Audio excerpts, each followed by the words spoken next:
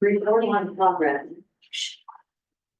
I pledge allegiance to the flag of the United States of America and to the republic for which it stands, one nation, under God, indivisible, with liberty and justice for all. Councilmember Crompton. Here. Emerson Baker. Here. Happy. Here. Keller. He's running late. Here. Here. Oh, he is running. Miller. Here. Mayor Fallon. Here. Citizen Member Bump. Here. Patachio. Excuse. Pruitt. Here. Seeger. Here. Sight. Here. Swanzinger. Here. Okay, now we need a motion to approve the minutes of May 15, 2024. I move to approve the minutes from May 15, 2024. I second. I have some corrections. I think on page 2, I was the one that brought up the fire EMS should pay its administrative material. Okay, it's like halfway through and then Bernard backed up what I said. And then also throughout the minutes, it should say B.O. Bennett for these minutes because he's the budget officer, correct? So, and it says CA throughout. It's you're wearing a different hat. Yeah. So. Any other corrections? So do we amend the motion with the corrections? Who, I move to approve the amended minutes from the May 15, 2024 budget committee meeting. all those in favor? Oh, I guess, sorry, roll call. I'm not used to this part of it. Councilmember Crompton. Aye. Emerson Baker. Aye. Happy. Aye. Keller. Aye. Aye. Miller. Aye. Mayor Fallon. Aye. Citizen Member Bump. Aye. Pruitt. Aye. Seeger. Aye. Sight. Swanzinger. Aye. We actually don't have on here amendments to the agenda. I would like to make an amendment that we go through the budget in its entirety, just because there, again, have been lots of changes and we're in our third round, so it shouldn't take too awful long, but it would be good for us to go back through, because we did some things last week that we shouldn't have. And it would just be nice to make sure that we cover our grounds. So is everybody okay with that? Yeah, okay. Also, I'm gonna note that quorum has changed from 8 to 7 since we have lost a city council member. And then also at the last meeting, we requested that there be a report on the OLGIP fund, and we haven't received that yet. Jordan, are we? Yeah, I pulled some numbers. I was not exactly sure what the committee was wanting. Just the total at the end of the fiscal year, I would assume, so we can see what it, At the end of the last fiscal year. yeah, for the Yeah. last 3 years. Oh, last 3 years. Yeah, it's Okay. just like we do in the budget. Gotcha, okay. I pulled for the last fiscal year. Which I had it, where to go? Was for, okay, so October. Swear I pulled it. But I can pull those and report on them.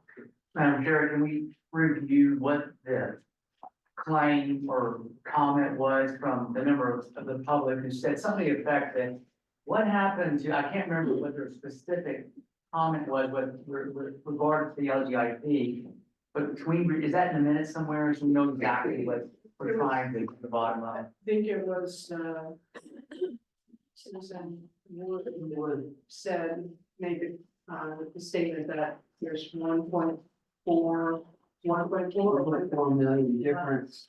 from this year and last year. It's law, it's gone. Less. Yes. Okay, 1.4 so that's million what we need to, if we have these numbers, we can assess that question, Yes, or that comment, okay. and I think from now on, I think we'd like it as part of the process, so we can see where, because that, even though it's not part of our budget, it is part of our finances, and it's a good. So that we can all counsel on it as well, and see where it's at, because 1.4, that's a lot, and there needs to be an accounting. What is this fund?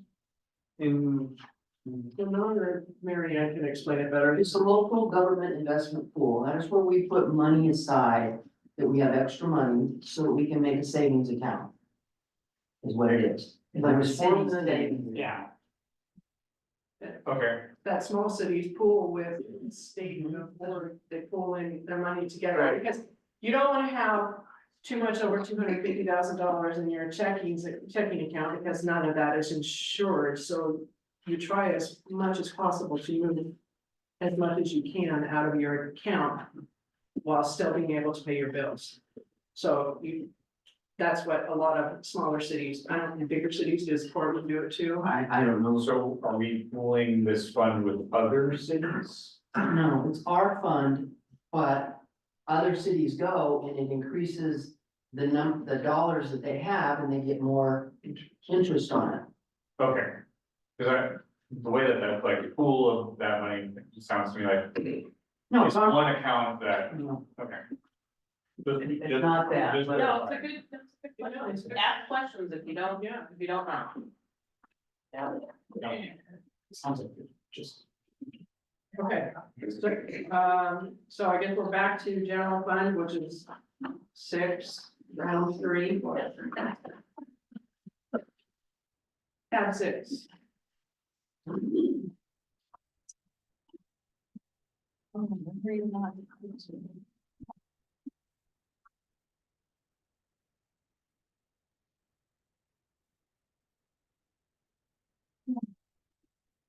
Or you have anything you want to say? my little freeze thing broke, so when I scrolled down, I got the Excel spreadsheet up. So we can see the numbers as we discuss them. But I don't know why my thing broke here. Sorry. Good number, do you think so, Alex? Freeze paint. There we go, okay.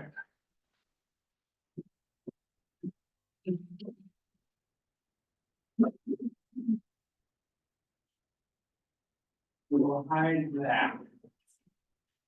Okay, so we wanna look at the expenses, correct? Yes.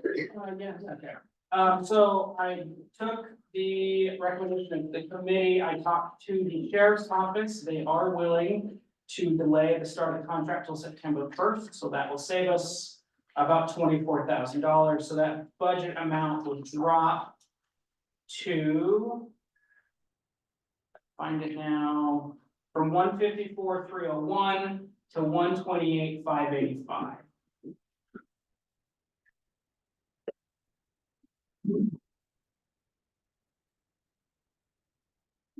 And I did send that email out regarding possible cuts as well.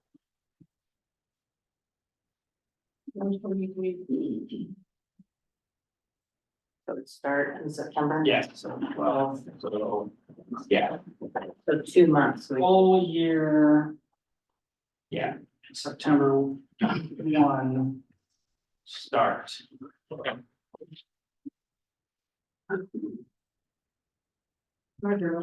So. What I was hoping. I called the city administrator earlier today and said, you know, can we get a spreadsheet so we can real time or live see, look at the proposed reductions. And then see, you know, where we're short, given what we know, to make up the 21,000. And, cause I'm gonna just be honest with the committee, I take exceptions with some of these proposed reductions, and I would like to reduce things in other areas. So, I don't know if you can do this on the fly, but do you have from your email, that's what I was hoping we would do, just put all the proposed cuts you had, for the 25,000, Yeah. the 10,000, and then that equals 49,000. And then again, you can add to that, or again, maybe do a revenue change to feed into a roll-up that shows you what our delta is, what we'll miss. You can have, you see what I'm saying? Yeah. Can we do that in a spreadsheet? And I think this would be easy for the group to say, okay, well, if we put back the energy assistance, that's one of the ones that I don't think we should cut. Then that ups us to 54, but if we do something else, then that would take us down, you know what I'm saying?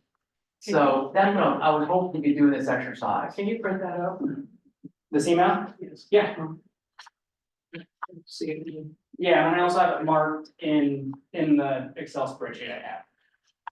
So yeah, if you could, yeah, print, but then if you can put that in Excel, then we can look this real time, Because I also. how change impacts the bottom line. And because it might change, because I felt like the overhead and the material, well, not necessarily the material and services, but I felt like overhead for the fire department that was assessed was pretty harsh, pretty a little strong, so I don't know, but we'll get to that when we get to that next.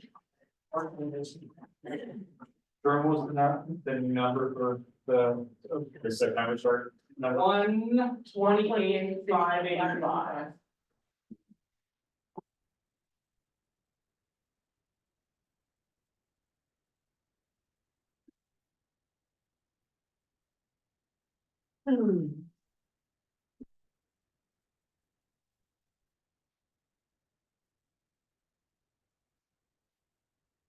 Yeah, in that email, the proposed cuts were the $25,000 for the HR consultant, $10,000 for the computer equipment replacement,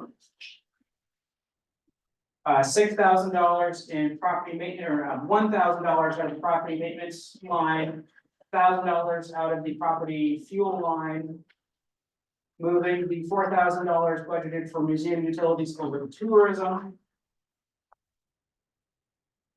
Reduce council travel and training from 6,000 to 4,000, and then cutting the subsidies for sewer and electric. 3,000.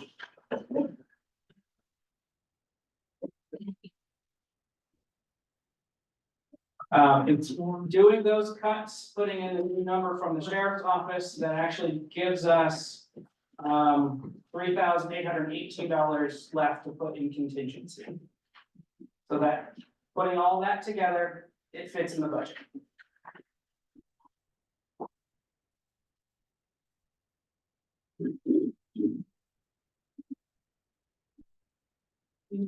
So just to recap, the way that we made this up was beyond, besides the budget cuts that we're about to discuss.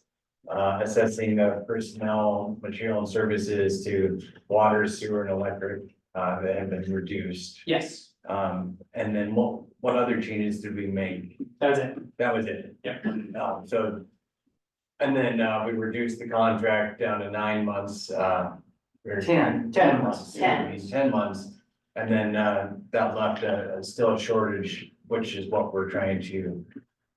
We've figure got out a how to make up. surplus, anyways, let's reduce the contract, we're going to be in surplus. No, I've just been saying before he made these cuts, we still had some additional cuts we had to make. So, without the cuts that you made, we were short, with the, 49,000, is that right?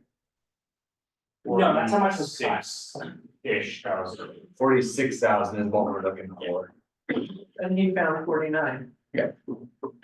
Yeah, so if we put these funds back.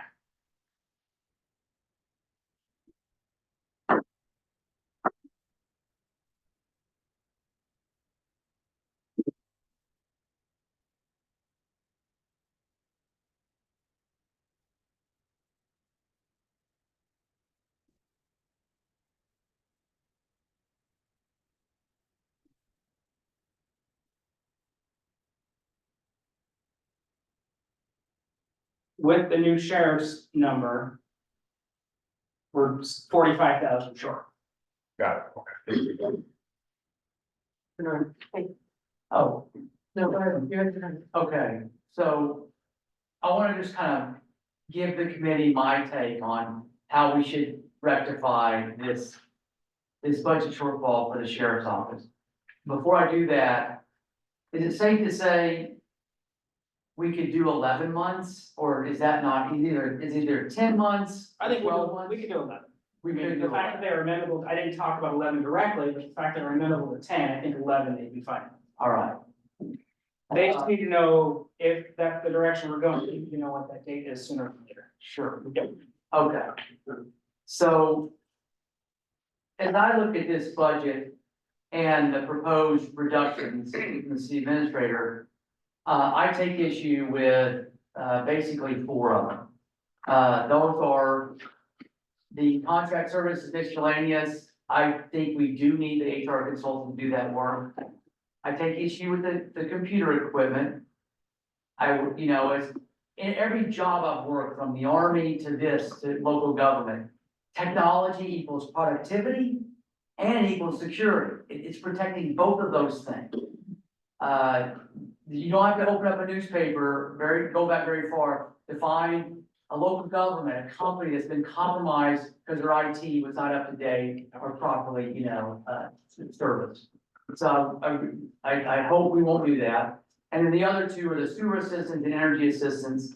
I think are critical to our low income, fellow Cascade Launch residents. And I don't want to, impact them in this challenge. Now, okay, I give you all the problems, okay, so I'm gonna give you the solutions.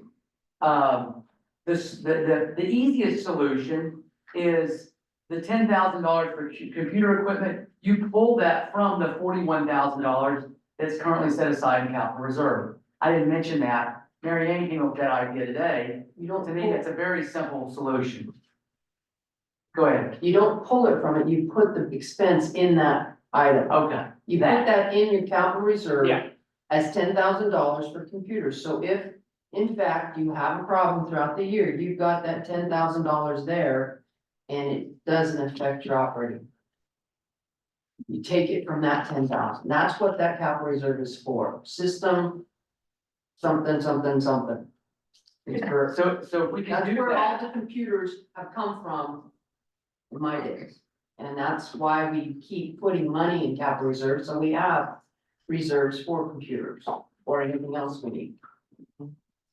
okay, so if we can do that, that's a relatively easy move to eliminate a $10,000 shortfall here. And do what with it again?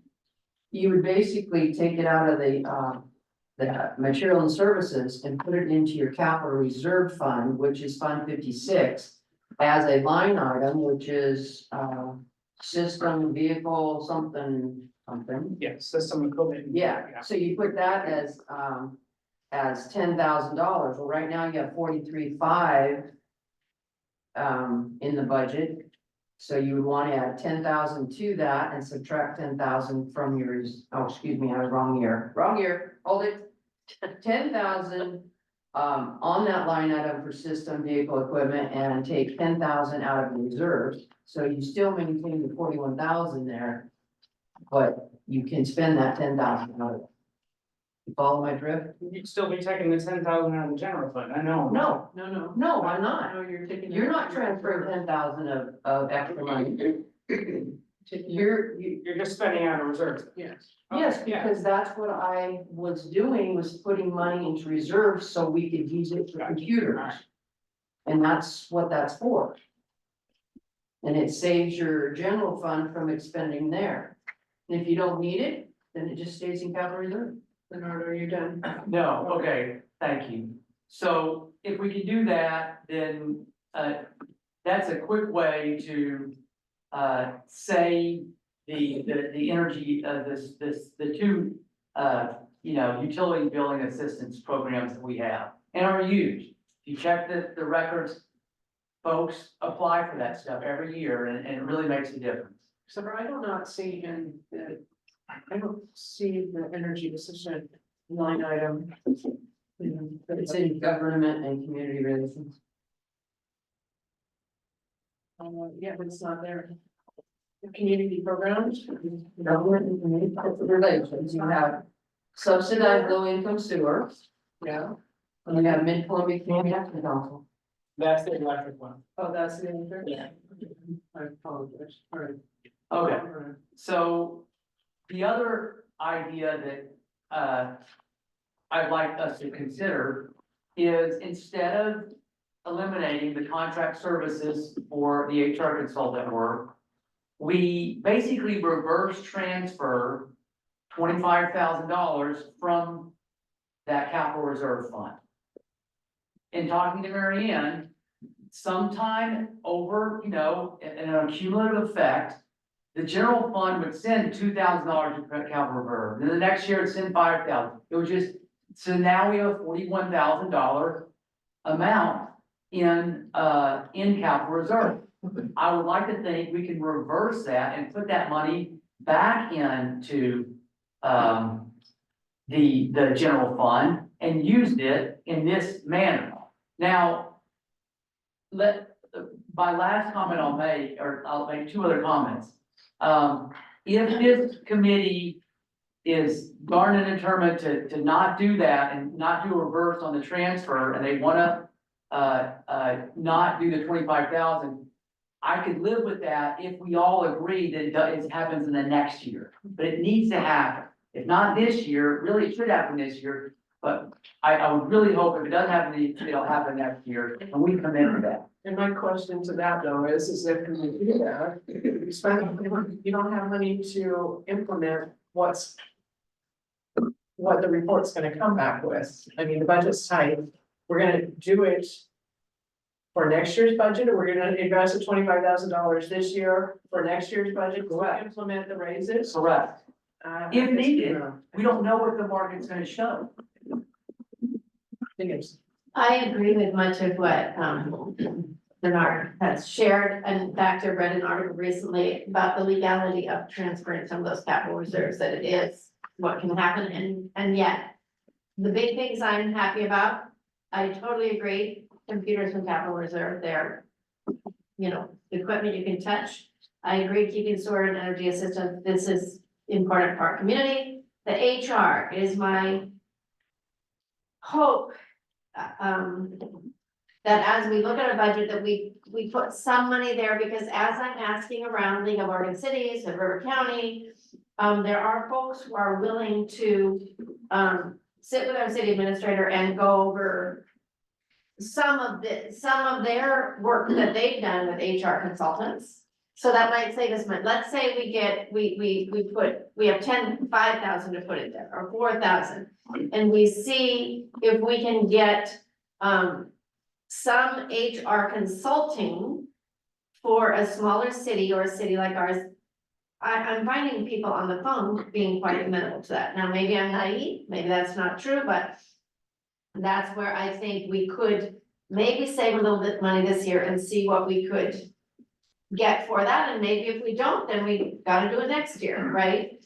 But, and again, my feelings that I'm not sure, not having public security here in the summer is a great idea, but that's what this body wants and the community wants. Hood River County Sheriff above twice the amount of hours of armed security. That counties and cities all over Oregon are doing now, then I will, go with the group, this body, and what we're hearing from public sentiment. I still sometimes wonder if we might get more public safety for less money if we looked into private security. But I do appreciate that you called the sheriff's office and they're willing to work with us on less time for less money. now I'm gonna say, I cringe when we talk about taking a capital reserve down from 41,000 to 6,000 in one fell swoop. That causes concern. especially when you're gonna do the human resources consultant, and you're not gonna have the money to implement whatever recommended, because we all know that everybody's underpaid here. I fully get that. They deserve more pay. It's just not here. And I don't know, I cringe at that. What was our actual for, and this is probably just minuscule, but travel and training, what is our actual? That should have been pretty light this year, I think just over 2,000. 24 to $2,423, What, yeah, but this goes through what month? Through February. actuals, yeah, I don't think, council didn't. It hasn't really done anything either, no one went to the spring conference. I don't think any money's been spent in that line since February, at least that I can think of. it's It around was 2,400. in Cape Falls and a few of us applied for grants, but we didn't receive them. So I know myself, I opted to not go to that one, not go to the fall one.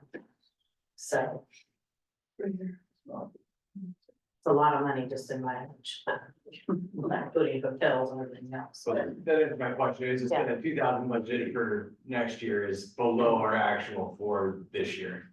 Right. Uh, But we do have, there's this year's election year, and there's 3 new city councilors, and I would love for them to go to spring and fall LOC if they can. And the training is just, you get so much out of it. I understand cuts, but boy, that's that one in the community fund's a tough one for me. The internal payments, the franchise fees for electric, water, sewer, and South Bay Electric. What would it take to raise that from 5% to 6%? A resolution from council. So if we were to raise that from 5% to 6%, that would increase revenue $36,000. I think when we talked on the phone, it was around there, yeah. Mm-hmm. It was a good chunk, yeah. I know that sewer is the one that would be kind of in a Yeah. tough spot. Yeah, just get It more would be money out of reserves for sewer. $4,400. But I just wanted to throw that out there as another option. So just looking at cost cutting, but other ways we could actually generate, increase revenue into the general fund.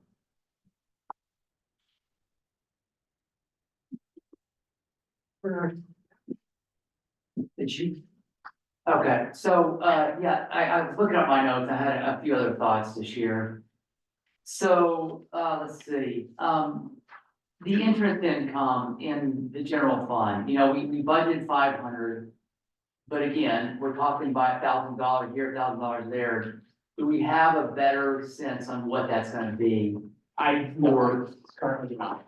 okay, cause to me, that's low. Very low. More pinching pennies. So, and then. Did I understand that council just adopted an updated salary for the city administrator? And it's not what's currently budgeted, it's less. Isn't that gonna be a savings for the 24-25 budget year? We negotiated, it has not been approved by council yet, though. Oh, It'll okay. be, it should be on the June 10th agenda for final approval. Or will be. All right. I know it hasn't been approved yet, but could we reduce the line item in the budget? It's up to you guys. I mean, We've got council here as council. I mean, I know there was some negotiations, but I propose that we drop that $10,000.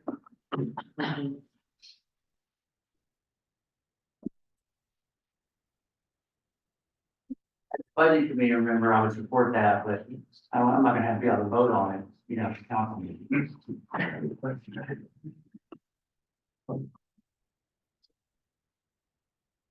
Is there a consensus on that? I think it needs to be dropped.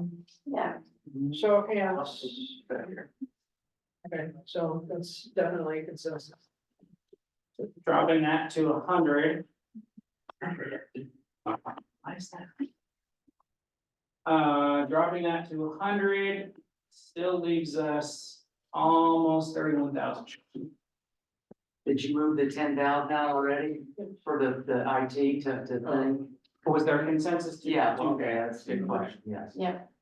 Wanna vote on that? The consensus. Um, 10,000 for the computers, just charge. Oh, changing it from the, being in the general fund to To reserve. the federal, We look at trying to say. capital reserve. Sorry, I just got so many things here. Wanna vote on it, or? I think that Sean wants to say something. Yes, sorry. I understand where Bernard's coming from with trying to do this contract for this study and pulling it out of capital reserve funding, but those capital reserve things are for anything that we might need capital for in the next year, and we have an okay amount in there, but it won't cover a new truck. It doesn't cover nearly what we want it to, and like a lot of the other things, not that I'm saying like that's specifically what that fund is for, but like, if you know, something really bad happens and the whole server room catches on fire, that's $25,000 or more. So I mean, So at yeah, that point, I'm is just, it- that's what I'm saying, like, we can't, that's a little, like, I don't say that the 10,000 for the computers makes sense because you're not really, And that's what we're discussing right now. but the 25 for that, So let's do one thing at a time. Let's do the 10,000 and then let's discuss the 25,000. So is there a consensus to move the $10,000 from the general fund and put it in the The capital capital reserve for admin. for, yes, Brad, is there a consensus? Okay, so there's definitely a majority. Okay. Okay, now let's get to the $25,000. We're gonna leave our numbers Yeah, out. Can we go back to our number? Okay. 20,000. 20,000. Again, I think an easy one to bite off is that 4,000 for the museum utilities, tourism definitely has enough money to cover that. Yeah. That one gives me the least amount of heartburn. That puts us at just under 17,000 short. Can you get a consensus on that? Yeah, consensus on. On the tourism. Tourism, that- yeah, okay. $1,000. No, I'm not for it, Okay, do you wanna say why? because it is the city's responsibility, we are the ones that have that. The items that are there in the museum are the cities. But is I mean, I don't see why you wanna get tourism to do that. that not also the tourism office as well, the tourism office? It's museum, but there's no tourism staff down there. It's just Janice, who is supposedly the tourism head. But I'm totally against letting, tourism do anything. That's my opinion. If you guys wanna do it, that's your, you can do it. It's also our visitor center. Visitor, yeah, Yeah. that's what I guess that's where it is. Yeah, visitor center, yeah. Okay. So now we're at 16. 15,000? Yeah, so almost 17, yeah.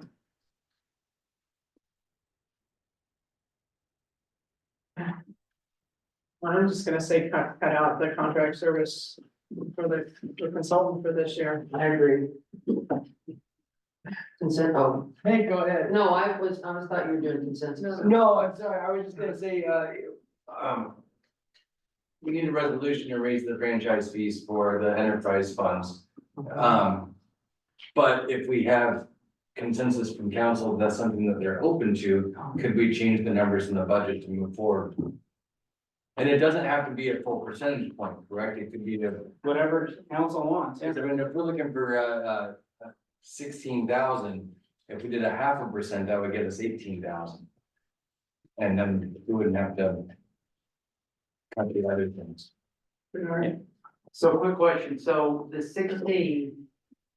That reflects reducing the sheriff's office by 2 months or not? Yes, it does. It's in there. Yeah. Okay. Um. The other thing that I meant to say in my opening comments is, I also am very uncomfortable of doing this capital reserve shift back. I don't like it. But we are in a pickle right now, and it would be my intention that we do it so we don't have to make these other cuts, or at least minimize a few that we do. And then, in very short order, this committee, with the council support, we review, do a thorough analysis of our revenue, and then get that budget back to where it was. You know, we are not in a fiscally long-term sustainable position as a city. So we've got to do some things on revenue and, you know, and services. And if we can do that, then we can restore that where it belongs, and that's what I would advocate for. It's a temporary cut that we would restore in short order as soon as we get our financial house in order. Okay, so what if we did a partial? What if we took $10,000 out of that, had them come up with the $10,000 by raising whatever it is you want to do for income to put it back in that? I mean, I just. That's a viable solution. And that's the thing about budgets, it's infinite, the way you can slice it cheap. I understand what you want to do, Chief. But as you well know, charter says no fee increases. Does this constitute that? That happened in 2010 after that was what. Well, we tried to raise them to 7% and we were. But the whole thing was put into place after the charter amendment was done, because it was done in 2010 and then I understand that. in 2008, But so when unless we- somebody's gonna argue and fight. Well, that's what I'm asking, because I just want you to know, we've changed the charter, but it's not gonna be final until November, so just ask him. Just ask him. I think Pete's. So I thought that maybe I'm not understanding those, I thought that was more of an internal transfer, I didn't think that was something that would. It affect- is an internal transfer, but you're increasing it from 5% to 6%. That is an increase in internal into franchise franchise fees. You're increasing. Well, but they don't call it a fee for that purpose, they never called it a fee for that purpose, they called it an internal payment, so that it would not do the fee clause, I mean, I'm just. I I'm just understand. there for it. I But was you're there. just anticipating some pushback. I understand. And if you guys are willing to do that and have pushback, I'm fine with I that. don't think anybody's gonna push back, but go ahead. And then I had one other question, I was just hoping you could explain, your rationale, why you were having hesitation about moving the 10,000 to capital reserves. It sounds like that's why the money was put there to begin with, was to replace. Not the 10,000 for the computer. That I don't have any. Okay, so what was the? It's the, you know, if we're short You enough. didn't want to move the 25. Yeah, Got it. I don't think that's what that money was intended for, as it was set You were just aside. proposing that as a solution. Just as a temporary fix, and then again, we get our financial house in order, and we restore that funding back to, you know, it'd be 31 or whatever it would be.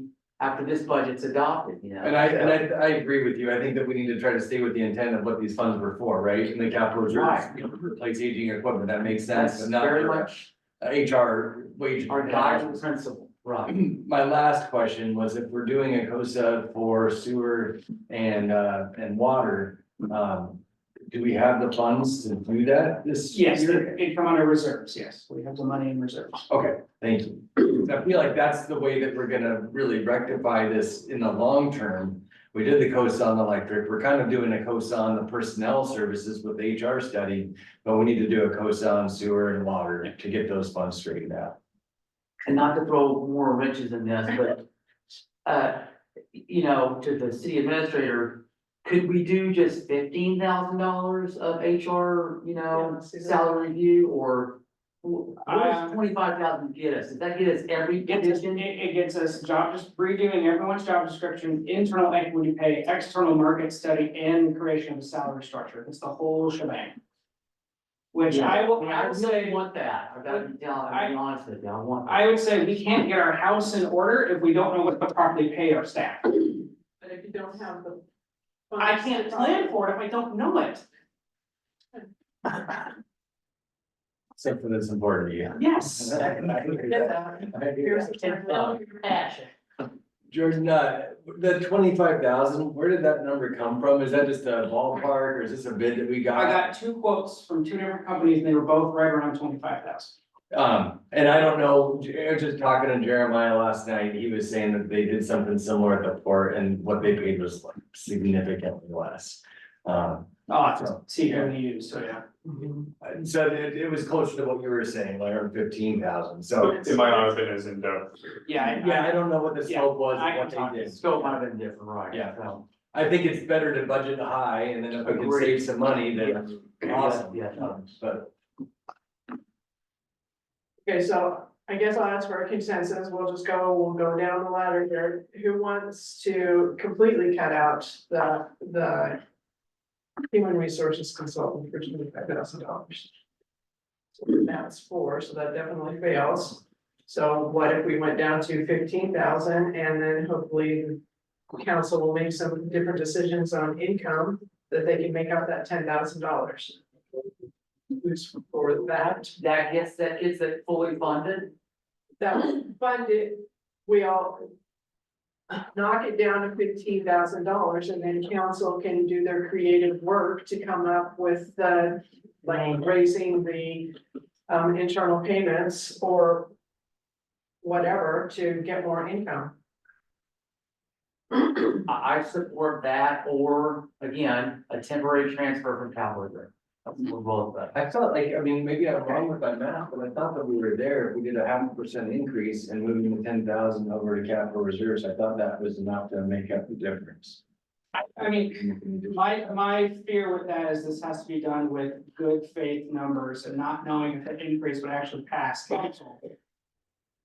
That would be, I don't know, falsifying a budget. I mean, that'd be my concern. It's not a percentage set by council as we're putting the budget together. So if it doesn't passes, then our funds aren't there. I think Butch is next. Butch, did you ever hand it? No. Okay. I like what you proposed for 10,000 and maybe we get some other bids, like the one that did the. Oh, yeah, we do, yeah. Especially if we come and say, okay, then that's your bid, but what can you do for 15, you know? Do you have to go out for RFP on that? Yes. If it's over 25,000 over the new finance policies. Well, not RFP, I have to get quotes, I have to get written quotes. Yeah, our RFPs don't kick in until 100 and something, the state level. 150, I think. Sorry, I was beating a dead horse over some crazy piece. So, when would we be able to vote on that resolution to increase the franchise fees, as a council? We could do it June 10th. June 10th, and we have council here, I mean, could we kind of get a temperature reading on it? But you still can't put it in the budget. Yeah, No, not until it's officially approved. we could be in car wrecks, we could be. That's a good point, okay. Say that, sorry. I understand, that's. Things, yeah. we also win the lottery.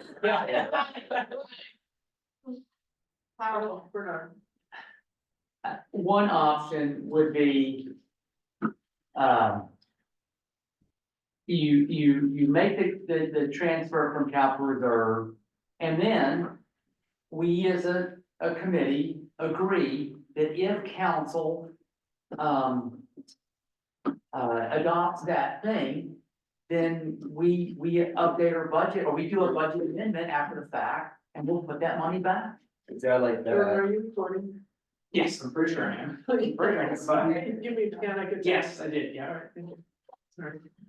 So you're saying, move to get the budget to work for now, Without the, move the 25K over to capital reserves, just as a temporary fix. Then after the next council meeting, if the resolution passes to raise the franchise fees to 5.5%, then we could revise or amend the budget, to put that money back in the general fund. Or coming out of the general fund as opposed to capital reserves. correct. Raise the internal payment to percentage, Yes. because it is not a fee. Thank you. Clear on the language. Good job. And I guess I'm kind of curious to see what people think of that without making any additional cuts. 'Cause we have to- Right. That's. And just to be clear, I think the administrator is right, we can't budget for revenue that's not really, Kind of money. yeah, exactly. And he's right there, you gotta. What we have is, again, we've got this capital reserve, or we cut something else, or, you know, we go back to tourism and make them pay an overhead. I don't think There's that's, about 10 grand there, just for what it's worth. I don't think there's 10 grand worth of overhead there. actually, it's about 14.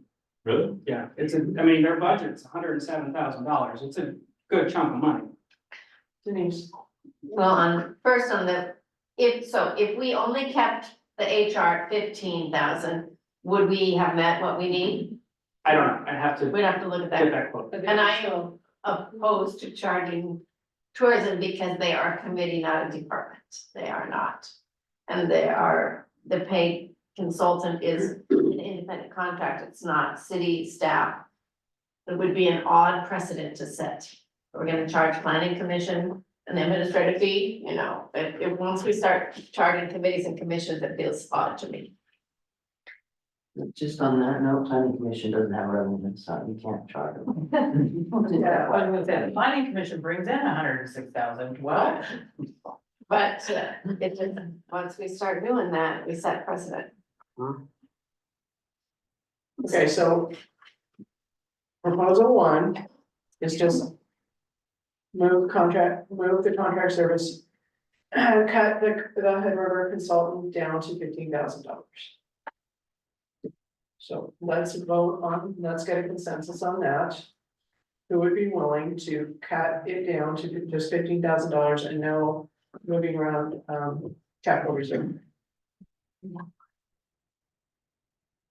Okay, so that definitely fits. So Bernard's proposal is to move the 25 to From Cap. reserve, from the general fund to the capital reserve. Leaving the Yeah, other way around. yeah, from okay, capital reserve to general fund. okay, leaving the capital reserve down to $6,000.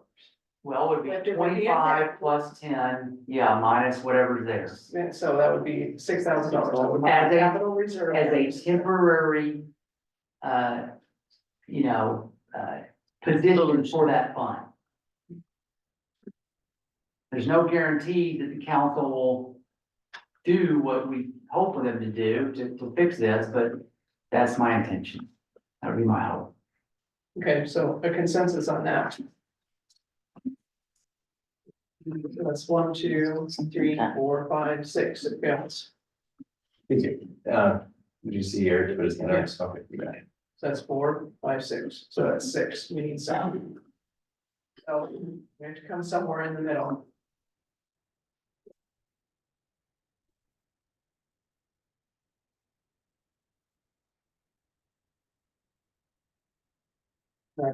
Another place to save money in, and I don't say this with any pleasure, but, what if we reduce the community relations officer by, say, $4,000?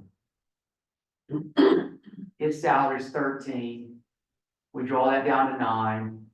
I understand the value of an ordinance enforcement officer, I had one when I worked here, and it took a lot off my plate, so I get the thing.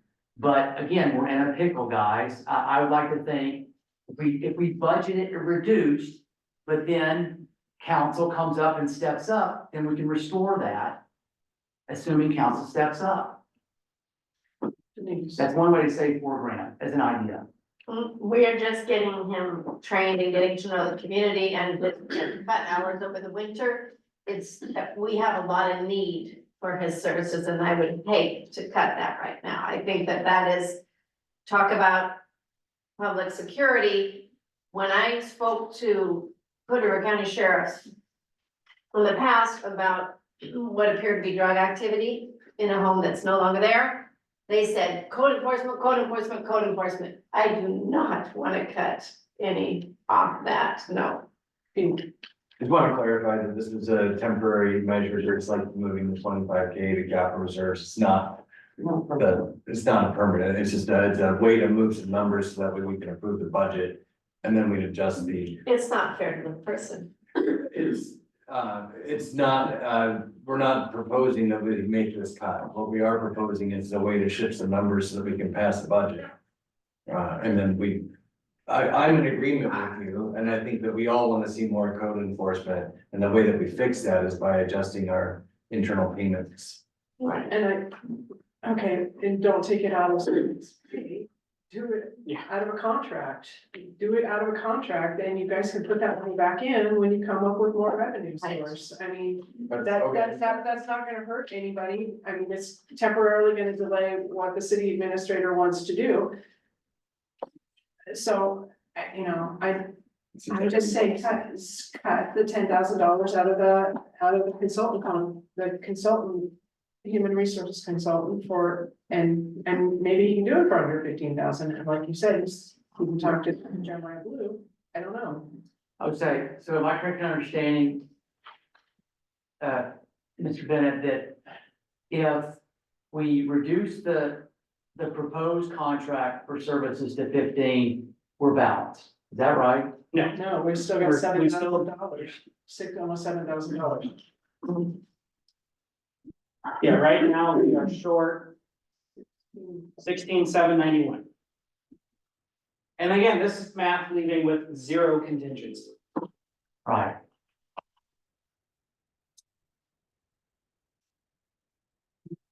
Or take it down 15, and then when you guys come up with your funding source, put it back. I mean, if it's a temporary, we're saying that it's a temporary thing. Put it down to 10,000. But now we're still 1,000, we're still 1,800, I mean. That's the beauty of the capital reserve, you know, it's got enough in there to just make this get resolved, and then you fix it, you know, Marianne. There is, one other option, it's not a lot of money, but it is, 3,000. The audit is usually, yeah. the tourism pays for the audit, they are part of the city, they are part of all the finances. And in the past, they've always paid for the audit $2,000. I recommend that they pay 3 because our audit has seemed to, been astronomically increased. I'm assuming it's, That's for 2 audits to try and get us caught up. That's why. so, I recommend you, have tourism pay their portion of their audit. They should pay part of their audit, they are part of our revenue and our expenses. I second that. Makes sense to me. Sounds reasonable. Okay, all those in consensus with that? That's $1,000 proposal. Three. All 3. 3,000 because they usually pay 2 on a normal audit. So if we're doing 2 audits, wouldn't it be 4? Yeah, I wasn't gonna go that far with that one. Is it too much? I don't know, it's up to you guys, I would just say, I did, honestly, I didn't know the 75 was for 3. Yeah, I think if it's 2 audits, then I think they should pay the 4. Paying the 4. I agree. Or is it, where they, Okay, when leave. scratch 3, move to 4. How many are in favor of charging tourism $4,000 for the audit? Yeah. Okay, so we definitely have. What was that? I'm sorry. 4,000. Definitely have consensus on that. Okay, so now We're at 12, we're still at 12 and change, 12, I think. 12,000. Yeah. That was, So we back were in. 16. 12,791. well, I mean, to break the log down, I mean, what if we say 25 minus that 12, so the budget for the contract will be 25 minus that 12, okay? So now we're balanced, but then there's a commitment to restore the 12, that in the near term, so it can get a properly funded contract. I'm okay with that solution. Does everyone understand what I'm doing? But 12, that leaves us with $800 that we still have to come up with. No, we can reduce it to 12,800. Let's do that. I mean, But then you're not gonna have anything for the sewer or the electric assistance, the energy. No, this No, the includes, 30. No, we took those out. We did that. Oh, we already put those back there, in? yeah, I put everything back in. Okay. Except for the 10,000 for them. We can take a couple thousand from the travel. I know it's Okay. the travel and training, because I know it's, But I thought they already did that. no, we have. No, I put, yeah, He proposed cutting $2,000 off of that, and that's the total is on Correct. that's like 6, right? Correct. 6.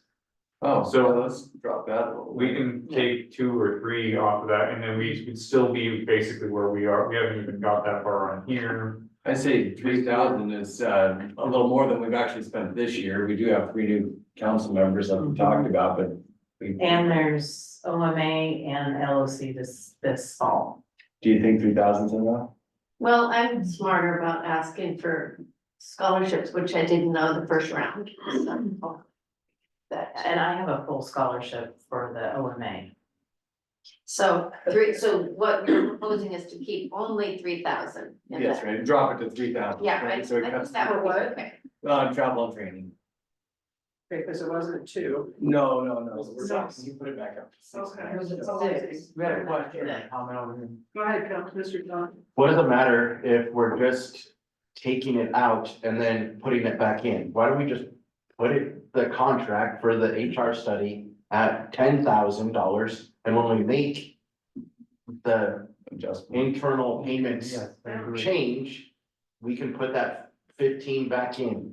We're squabbling over $3,000 when the solution's right there in front of us. Well, we don't have the money yet, that's the thing.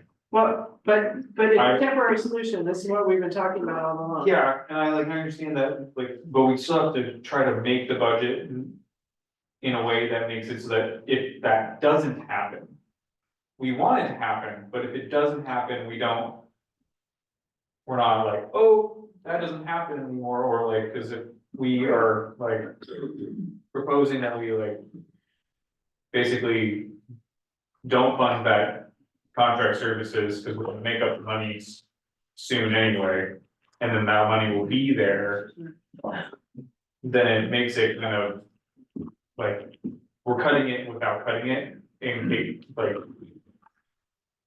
cause it makes me uncomfortable to make a budget that's that's on the assumption that You're gonna make money. we're gonna make money that we haven't been making in the past, especially when things are with that charter amendment have been very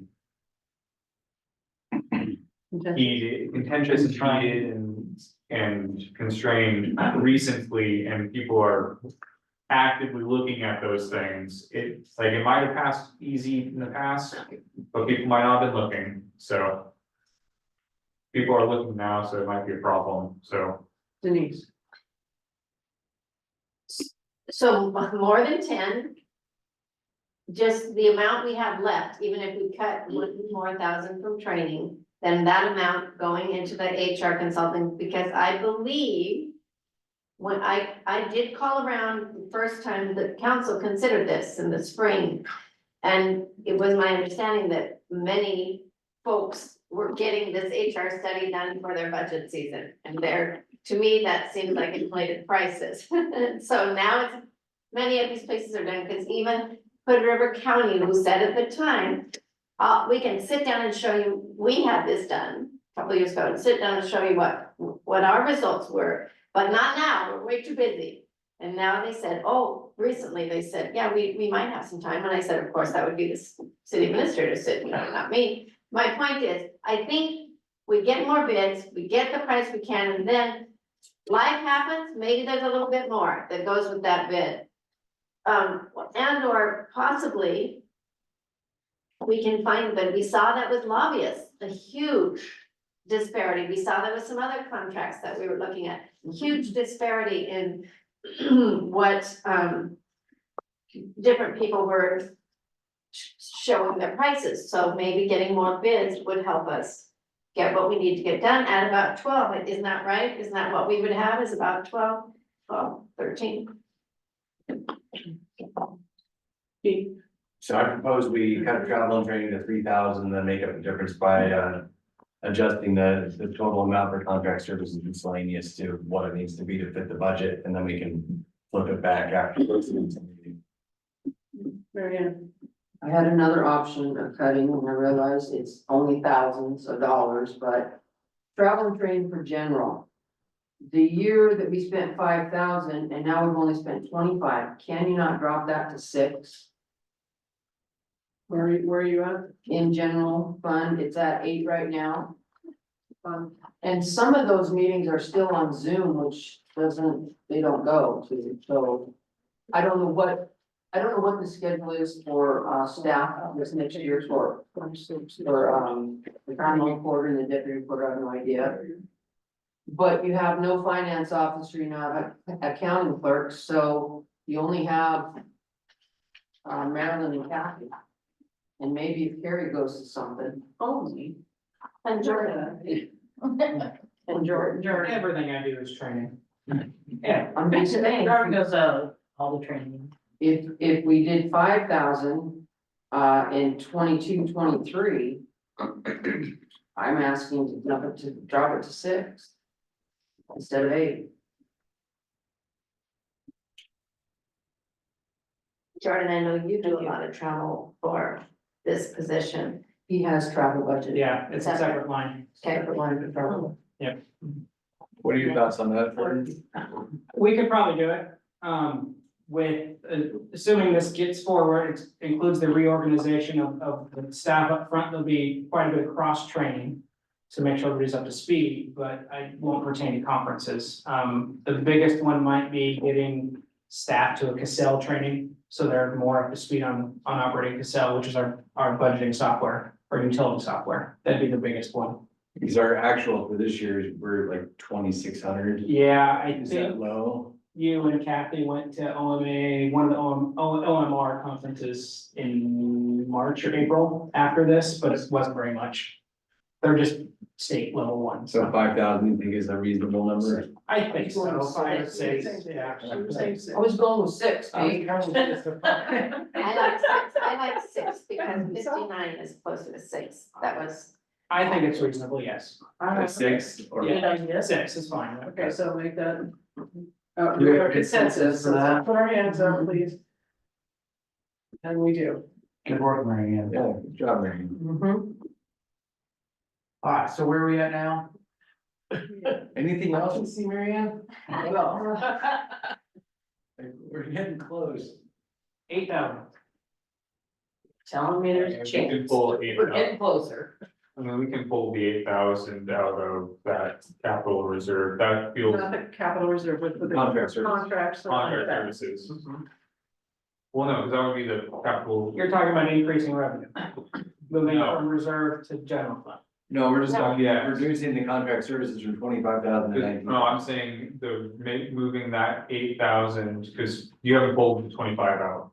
on this. No, so It sounded like I did, let me double check. No, still there, 118, still there. okay, so,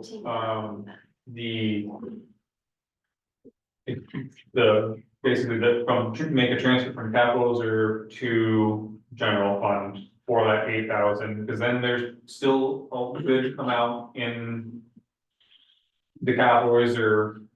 We fund the study, we cut back on some training and some other things, but we have everything funded. And then if we make more money, then we make more money, and then that goes. Then it goes back into your capital reserve. We Some of it goes back into your capital reserve. Exactly, That's so- what you're taking out. Exactly, so if we make more money, then that goes back in the capital reserve and replenishes that fund that we pulled that 8 from anyway, so, and it could go to the other things, so that's where I argue just take it out of the contract and then put it back if, I mean, cause we've had other suggestions made that it could be done for a lesser amount. My issue with the lesser amount thing is that it could be a thing, but that's also guessing, and like from, Welcome Oh, to yes. budget. yes, but Jordan has a few bids that are at that number, so that's not guessing. So that's what I'm assuming the price will be, especially since we do need all the things that he said in those bids. Especially in like not. I'm sure there are some minor things, but I don't know how much less that would be, those are just other in like. If we do find a cheaper option, then it's just extra money in there's capital reserve, I mean, not capital reserve, in the fund balance. Which could be spent Which you should put theoretically back Into into your capital capital reserve, reserve, exactly, but. but things always happen. Or like, if we make enough money, then some of the other things that we cut earlier on can go back on and like some. Having more money in the general fund allows you to use it. Even if you didn't have like a general plan for it, you can go like, oh, now we have money in there. We can use it. Did you hear it? Somebody did. Dave? I think for, I can see the computers at a capital reserve, that is a capital improvement, and I don't really feel that it is a good precedent to set to take this study out of capital reserve when we could indeed, for the budget's sake, only budget in what we have, as Ms. Pruitt said, and then should we have more, then we have more. So we're gonna have to get more bids, yes, it may take a little longer, but again, if we hear that the court's study costs less, then obviously we need to check with that company. I just don't feel it's a good precedent to set to take that money out of capital reserves. I will state, doing that study was one of council's goals for this year, so. So just to be clear, I'm okay with either of those options. Option one, what Sean has presented, we pull it from capital reserve. We hopefully increase our revenue and then we restore that to capital reserve. Option two, we show a contract that's, what is that, 25 minus 8, so we're at 17. And then in short order, council provide, ups our revenue so we can make it 25. I think either of those work for me. Yeah, the first one's a little cleaner because again, it's a budgeted thing. We're not quote hoping the money shows up. Capital reserve is a source of funding. And you could argue, Councilmember Baker, that it was because of lack of foresight that we put all that money in capital reserves. And then now we're in the pickle we're in. If they wouldn't have done that, they wouldn't have the money in the general fund and we wouldn't be arguing like we are. But they did that, time for better maybe, but in the final analysis, that was not a proper transfer given the situation we're facing. So anyway, I'm okay with either one. I'm So not how sure much- everybody else. How much are we, how much are we, what are we doing? Just under $8,000, Gain some change. 7,791. Okay, So if we reduce contract services to even 110,000, that will leave us $209 in contingency funds. okay. I'm doing my math right. Okay, so I guess we'll see who wants to do it Sean's way, transferring the $8,000 out of the capital reserve. Or check, right? Am I saying Yep. right? Out of the capital From capital reserve to general fund. And that fails, okay. Okay. Sorry, so option two is to remove $8,000 from the HR consultant contract. Bringing that down to 17, just 17,000, it, yeah. to reduce it down to 17,000. And put the 8,000 or wherever, the 7,000. For the sheriff contract, so let's get a consensus on that. 1, 2, 3, 4, 5, 6, 7, 8, yep, it passes. And the recommendation that when more funds come in, that the money be put back towards that contract. We increase that, the contract services budget item back to 118, so we can fully fund this contract. That's my request. I don't know if we need to Well, we consider that. can, okay, so who wants to make that recommendation? What? That if they get the funds back, that it goes back into the HR consultant to the contract services line, that $8,000. Just, Wouldn't that just be up to council to? Yeah, I just think well, that we we have, need to. but budget can make a recommendation. You're making a recommendation. We're making a recommendation, we're making a recommendation, budget can make a recommendation, so, okay, so now that we understand. Okay, yeah, I'm fine, Again? it's just, it's council's decision. Okay, yeah, okay, so that's definitely. Thank you. My math is correct, if we just raise the internal payments 0.25%, that gets us $9,000. And Jordan can verify that, but that's. Yeah, I present all those numbers, yeah. Okay, clear as mud. All right, are we done with general fund then? Yep. I have one question. What other contracts are in that? Administrative contract services? The now CFO, HR, and then 3,000 for just miscellaneous things that might pop up. So most of it now CFO? Yeah. Okay. Okay, let's go on to Fund 51, elected, which is number 15 in your tab. Yay. Are we gonna go through the other fund? Yes, we will, but I would But like they, to. okay, because Derek's here. Yeah, I'd like to get through what we need to get through here on the agenda, and then we'll go through the agenda. Okay, I want to go through everything all over. All right, Mr. Jordan. So like I stated in the meeting last week, if you look at the South Bank one, I added the $1 million for the actual McCord Creek Ridge loan payment and then spending it out. So you'll see the very top line reimbursement of projects, instead of 10,000, it's now 1,010,000. And it is coming out of capital projects outlay in South Bank for materials and services. It'll all be contracted work. And I called him earlier, and yes, they do have a payment due this year. Yes, we have a payment for that loan October 15th. Okay. Yeah, it's October. Okay, but a loan is usually a debt service fund, it is not a reimbursable project. So you have it down here as debt service South Bank, which needs to show principal and interest. And you show the revenue as a loan into the revenue fund of South Bank.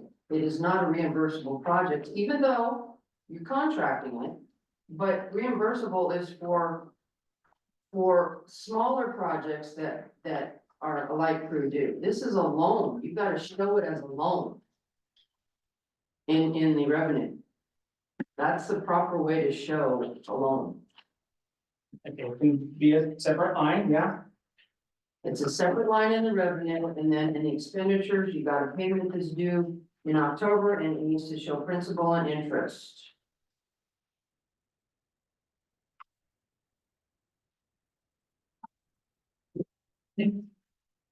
So, does that, Yeah, no, I can get it. Yes. is that something you would do?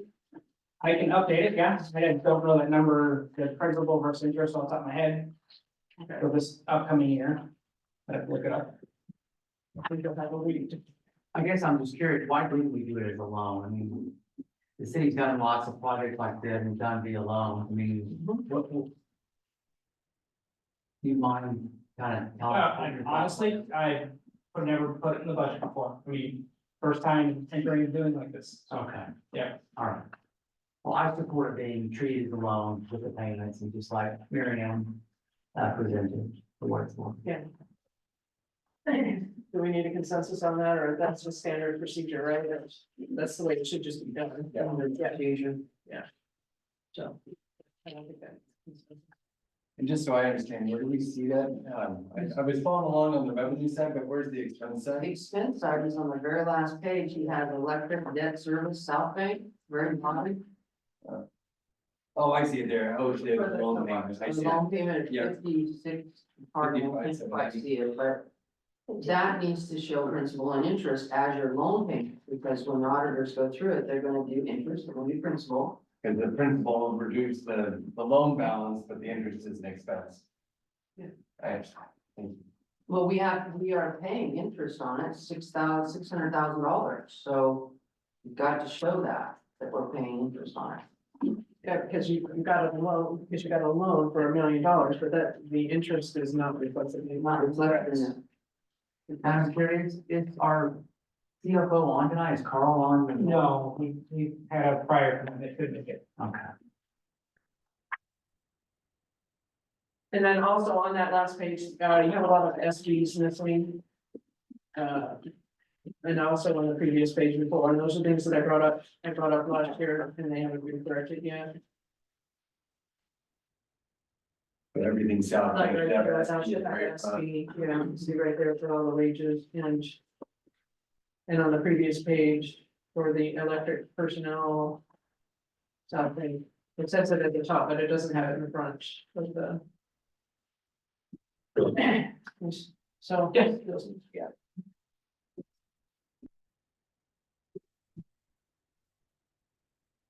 Does the head of the electric company have anything to say? Waiting for questions. Are there any questions? Oh, man. I'm sorry, I'm in South Bank, and I have a question on South Bank protected clothing. I see that you've got protected clothing in the city portion, but not in South Bank, and usually if the city is buying, if you use it in the city, you've got to charge some of it to South Bank. It's an 80-20 split normally. Oh, yeah. The city should not pay for 100% of the protected clothing. South Bank needs to pay for part of that. If he buys protected clothing. Let's put that up. What's the budget for protected clothing? Yeah, he's got $3,500 in protected clothing in the city portion of the budget, but nothing in the South Bank portion of the budget. I understand, okay. But the total is 3,500, so. Just reduce that by 20%. 20% of that Split some of that to South Bank. being South Bank. Okay. That's done. That's about $700, 20%. I'm just gonna leave it that one. Yeah, it's 35 is, so, yeah, $700. Mhm. And, Yeah, I had a few, and I apologize, because we went through I citywide know, I'm last sorry. time, and I really wasn't ready. So I've got a That's, few no, that's more. fine, that's why we're. Okay, so we did our rate increase, I know at least on residential, it's roughly 10%.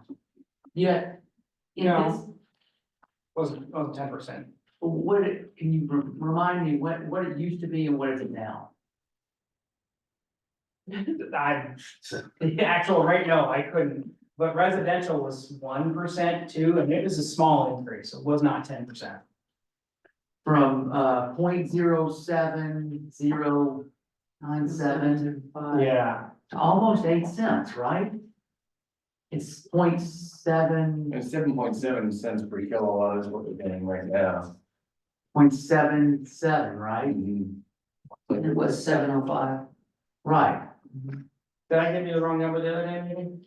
I don't know, Yeah, but yeah, no, it was not a very large increase, okay. I'd have to look up the exact number. And then the next rate increase, I saw the resolution has, like, it's over a Yeah. couple of them. When is the next one going to? October Oh, okay, 25, all right, 24, sorry, October 24. okay. And All right. is that reflected in the budget, that increase? Yes, Sorry, we're not- as best as I could anticipate. Yeah, it's not that impactful, because it's only really 1 month, oh, no, October. October, yeah. Yeah, oh, no, most of the year. Most Most of the year. Okay, so what are the two, then I guess my question is, what is, if, once that new rate goes into effect, how much of an increase is that from the older rate? Not the one we just passed, but the one that was stuck there since 2004. Cause I guess my point was, if we raised our rate, I don't know, a couple of percentage points, then our revenue, all things being equal, would reflect that increase in cost of service. But it's only showing a 2%.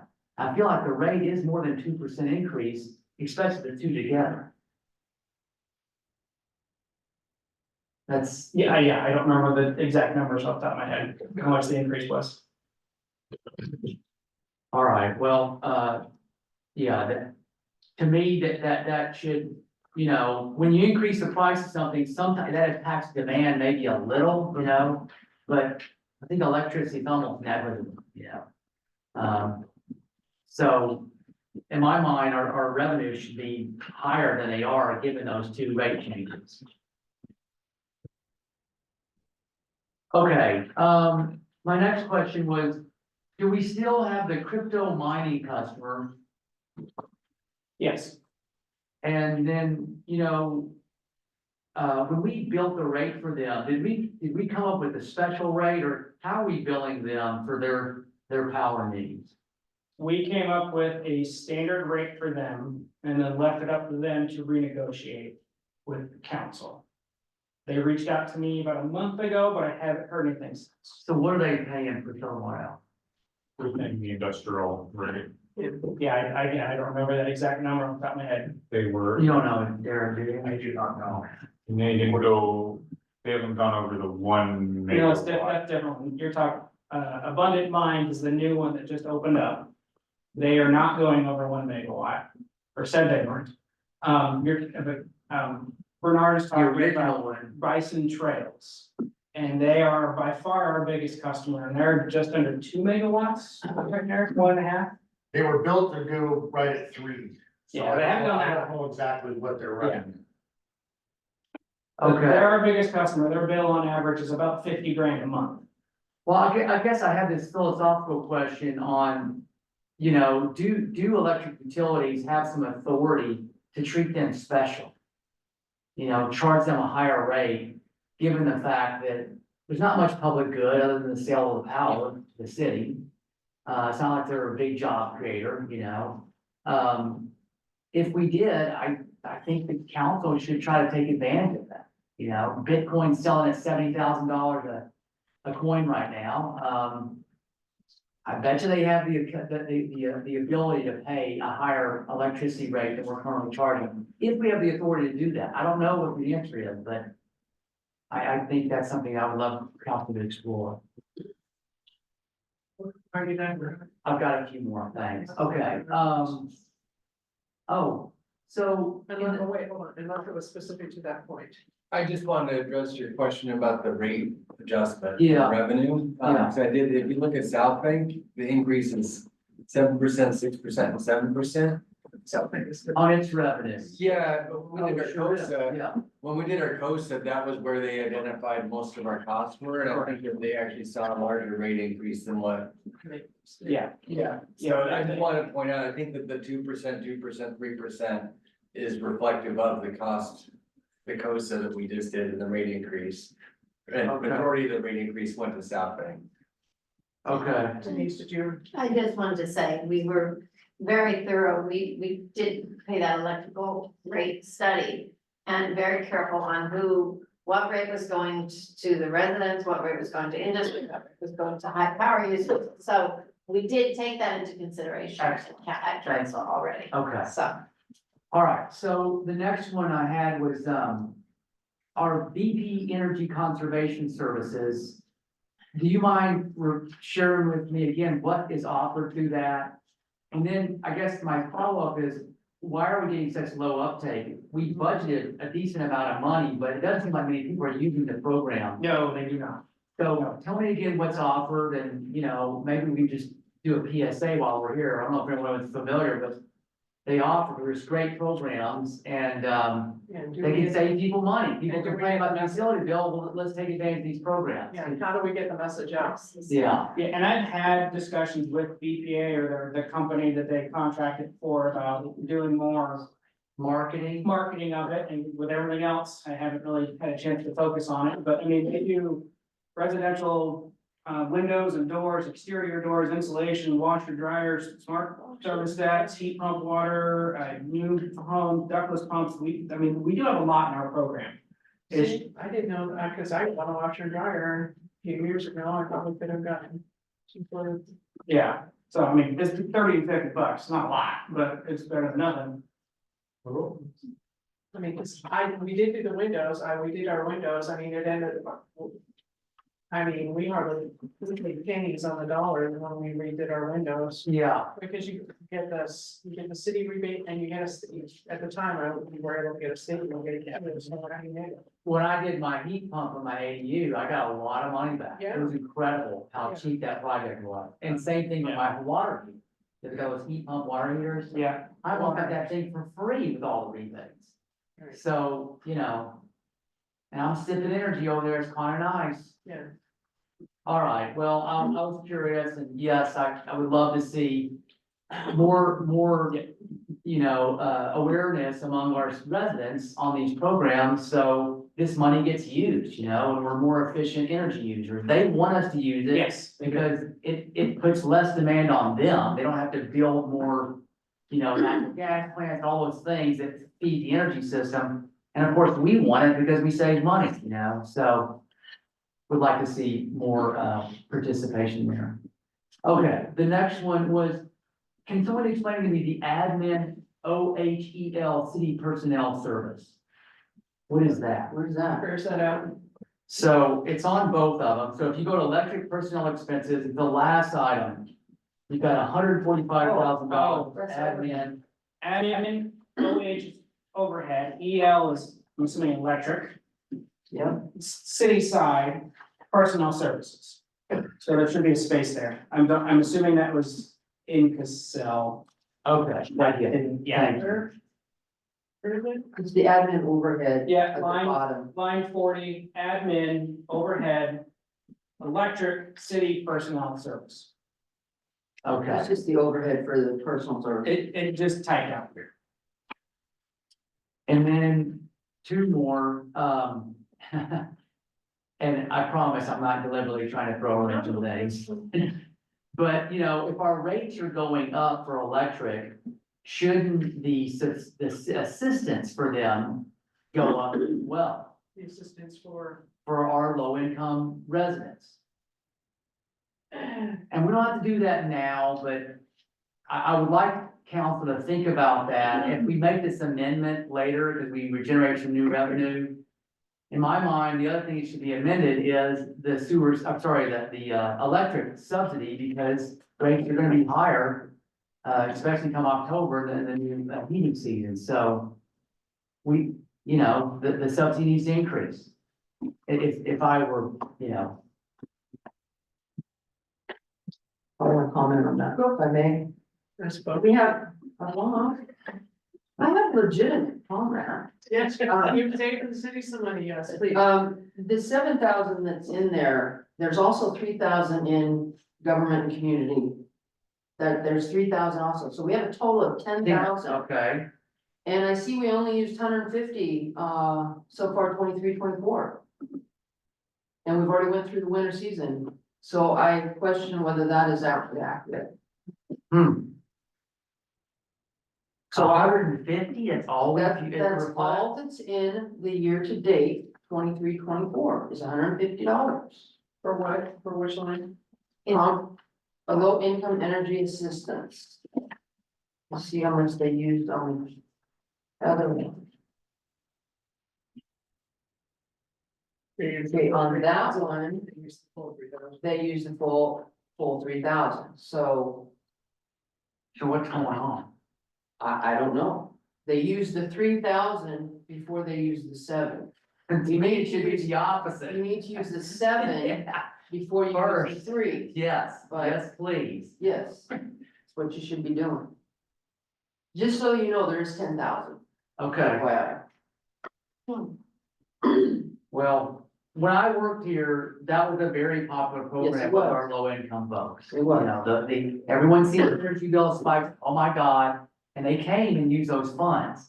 So it's gonna be worse this year, given a higher rate, so, but if we're not using it, well, that's good news. Okay. Or not. Yeah, unless they're just starving over there, you know. Okay, that was it, Alexis, thank you. We're looking for. Right here. Right here, so. Ten thousand here. But. More than 150 homes last year, and then. Got development, you also have.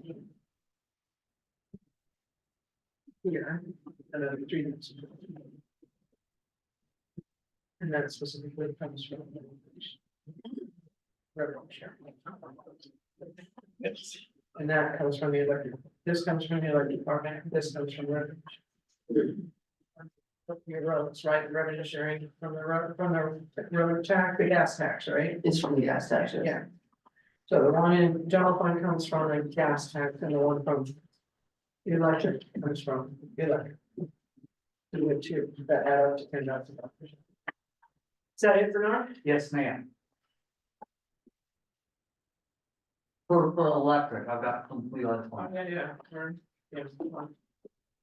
The only question I have is it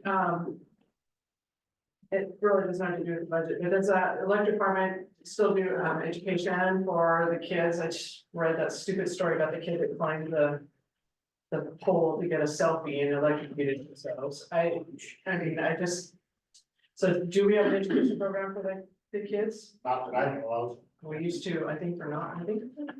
Mhm. When Fire department. Tracy was here, no, when Tracy was here. Tracy might have, I don't know. Yeah, okay. Anybody have any more questions? Clear as mud? Definitely. Okay. Definitely. That was pretty painless for you. Do you have anything you want to add? I mean, the numbers that I've got in here for the budget for this operating season are at the bare minimum. I mean, the price of everything that I use is more than double. And I can scrape by a year without any major disasters. So, I mean, next year they're probably gonna increase more if the prices stay or continue to go up. On that note, when we're doing our COSA, well, we already did the COSA on electric, so I guess it doesn't really matter. Yeah. When we did the COSA for electric, did they look at, how did they assess, those sorts of increases? Was that factored into? the Yes, cost of all services? that was, yeah. So with the increases, should that fix Derek's budgeting Slow, challenges? yes, slowly. Slow. It's just not a quick fix. but- Yeah. Mr. Keller? We also have a $50,000 unexpected cost after the COSA. That's low. The loan. Sean? Yeah, well, 2 of them actually. Two. I put the McCord Creek payment in there, and then for the city side is the payment for the loan for the hardening project we're doing. I don't think that payment's actually gonna come up to next year, but I wanna make sure it's at least captured and we have room in the budget for it when it does show up. For the substation? For the substation upgrade, yes. You're putting the substation payment into the general fund? No. It's on the city side. Oh, The okay. city electric. I'm. They're both right at $55,000. Right, that's why I'm confused, Yeah. because I was like, what, wait, that's being Yeah. South Bank, yeah, that's really. Yeah, Yeah, and I can adjust that one also, so it has the interest and. Yeah, principal. interest and principal, yes, thank you. and I think, maybe it might be clear too if we put that was for the substation somehow, no, that, and I know. Squish it in that line. Yeah. Sean, do you have your hand up? Or- Yeah, this is a question for Oh. Sarah. Okay. How are your, wait times on your materials and stuff? I know that before they were bad, they were like, some things were like over a year. I ordered a reel of wire 6.5 months ago, maybe closer to 7, and I still have no word on what I'm gonna get. And power poles, I've heard that there was building on some power poles, I have enough to get by right now, but they're almost impossible to get right now. and the reason, a reason why, just. Everybody still thinks they're off COVID. It's past COVID, Transformers are still about 46 to 50 weeks out, so basically a year. And not that we can afford one, but a new truck, depending on the style you want, is 5 to 6 years out. oh, so, Yeah, the same day for ambulances though too. We ran into that with the ambulance. Yeah. Nationwide. Right. Yeah, I just want this to reflect on you, Derek, but this building just behind City Hall, where it looks like y'all's trucks park and maybe Public Works as well. I mean, there's literally roof shingles flying off. We're gonna be taking that down. The whole thing? yes. Okay. That is the plan. Well, tell me more about it. So what is the plan to store our vehicles once that gets torn down? Well, they'll just be sitting out there. Without cover? Well, that doesn't sound like a better solution. It's really Well, not. So why are we tearing that thing down then? Why don't we just fix it? It's falling apart, it's not permitted, it was built illegally. Oh, Yeah, Good, on whose watch, I wonder. that's, That I know. I don't know, that's a. was it mine? I It don't was even built know. without. So it wasn't, okay, The plan right now is I have money set aside out of reserves to properly take it down. We've talked to Dennis Snyder about doing it properly. And when there is bad weather predicted, squeezing it into the fire department. It's not great, but that's the plan. And we're expecting a couple days a year, so it wouldn't. So if we know a snowstorm is coming or a bad rainstorm is coming, we'll squeeze it in we'll put there. them in the 6 bays. Yep. Fire, okay. Either that or I'll talk to the port about maybe being able to squeeze a couple in out of flex 6 if possible. Yeah, Oh, If they don't have a tenant.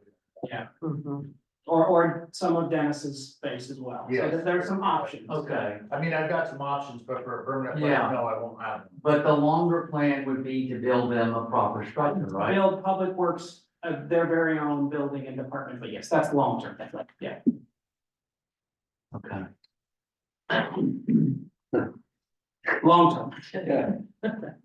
Put that on the list. Any more questions for Derek? All right, you're free to go quick, get out of here before they come up with more. Derek, thank you. Thank You're you. welcome. Thank you for all you do. Thank you.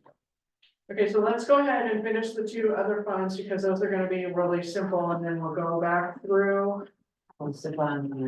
It is a debt fund, 22, 23, 32, and 33, and that is, tab 16.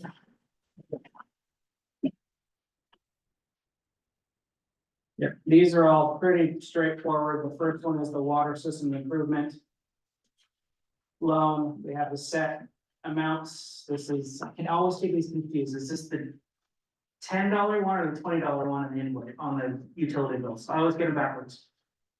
But we have the fee that comes out of the utility bills that pays for this one and the sewer one.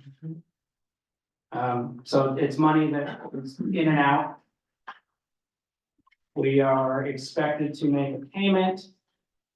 We'll have $1 million in revenue, make a payment. And then we have about 900,000, whatever that number is, in reserves and final payment. So there's plenty on there. Any questions on the water system improvement fund? So it showed this additional payment of $748,720. What does that do to our debt service timeline? Is that That's it down. yeah, I know. So are we doing that every year? Paying that? Oh, no, that's, I'm assuming the goal was to essentially get to the point where what we have left and the additional payment are the same, and then pay the thing off. So I mean, right now, that thing is scheduled to be paid off in 40 years, 35 years, it's way off. Do you mind, yeah, giving an update real quick? on when It is, this is the right one. Is water revenue payoff date will be September 25th, 2061. So, okay, but back to that comment you made. We're gonna make additional payments until when? What, No additional payments. So you're holding that $784,000 Correct, yeah, until it matches the payoff the balance? payoff balance, yeah. So,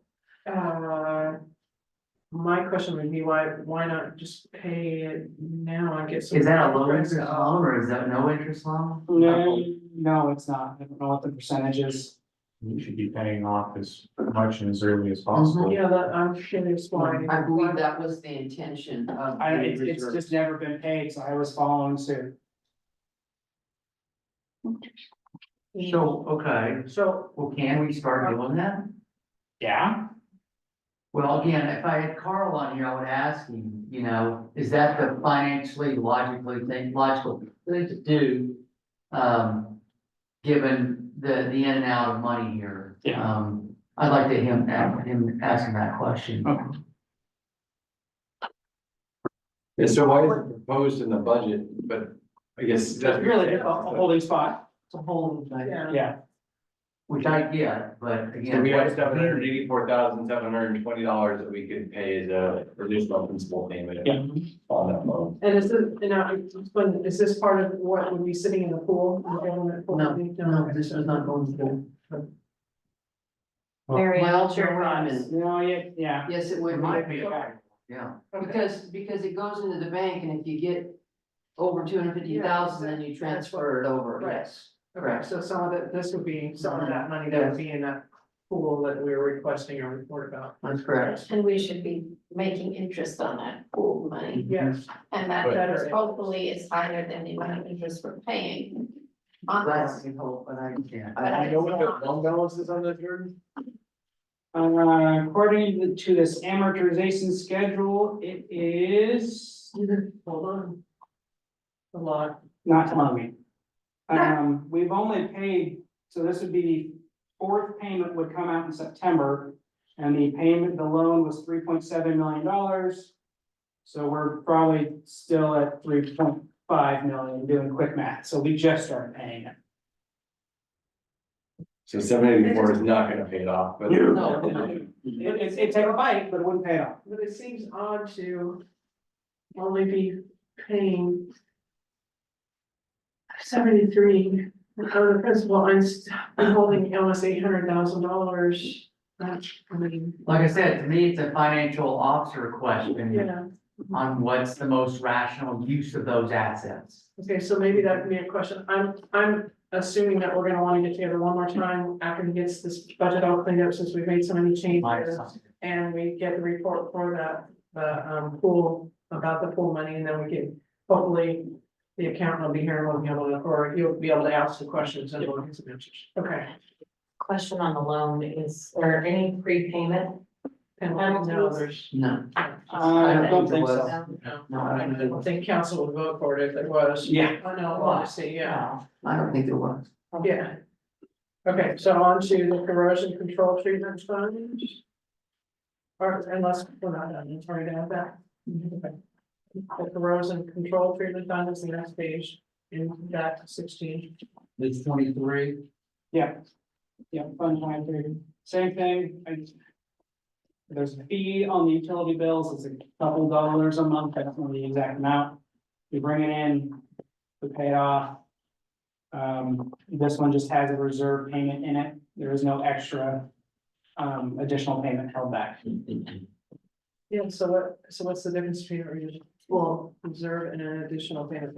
Does this one have a line, caveat saying that we have to keep one payment, Oh, I don't know if this one does. one payment in reserve for the final payment? That would be my question. Yeah, I don't know if this one does, the water and sewer one definitely do. But I don't know about I this. thought this one did too, but I might be. It would make sense, but Usually the loans or things, that's what they recommend or require that you do. And that's what that reserve payment is, to say. It's the final payment of that. Yeah, that seems like it's, cause on the first one, it looked like if we had the principal and interest together, it equals the reserve payment or pretty close to it. The whole one's like Yeah. pretty way off, you know, it's like 15,000 versus 57,000. Because we just started paying on it, is that correct? In 2020 was the first payment, this one's got a little more detail to it. So the next payment is December 1st of this year, which will then put our balance at $364,000 left to pay. And the payoff schedule is December 1st, 2049. Can you confirm the reserve payment amount for the corrosion control treatment fund?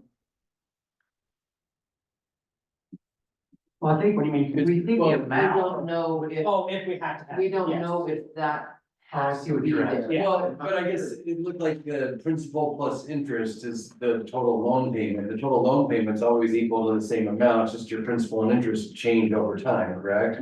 And when you look at the water system improvement fund, if you look at the loan payment principal plus the loan payment interest, that equals the reserve payment. But now we're looking at the corrosion control, and we have a reserve payment of $57,000, but the principal and interest, we got to like $15,000. Yeah. Okay, So that's where I was. what might have happened is we're taking money in, so we put it in reserve payment to add to the principal, to make an extra payment to the principal, is a possible thing. And it seems like, wouldn't that just go under the additional payment line item? That's possible, I don't remember what it said, so I am not 100% sure. And so how long would you hold on to it before you make that payment? I mean, because this is obviously, this is not 1 year's holdings right here, right? I mean, because we're not paying, It's not one we're not payment. paying 3 times as much each year to, I mean, because, yeah. Because it's 1,500, about 15,000, and then this payments, you know, what? Do you follow my question, Vernon? Yeah, why the reserve payment isn't the actual, what a reserve payment would be. Yeah. Yes, Yeah. okay. And then, the other question I had, I'm just trying to wrap my head around, so the money that we collect on each utility bill, that's, where is that on the revenue side? So it's that middle line, corrosion control revenue, debt Debt service. Got it. It's a debt service fee we attach to the utility bill. Thank you. Any more questions on that?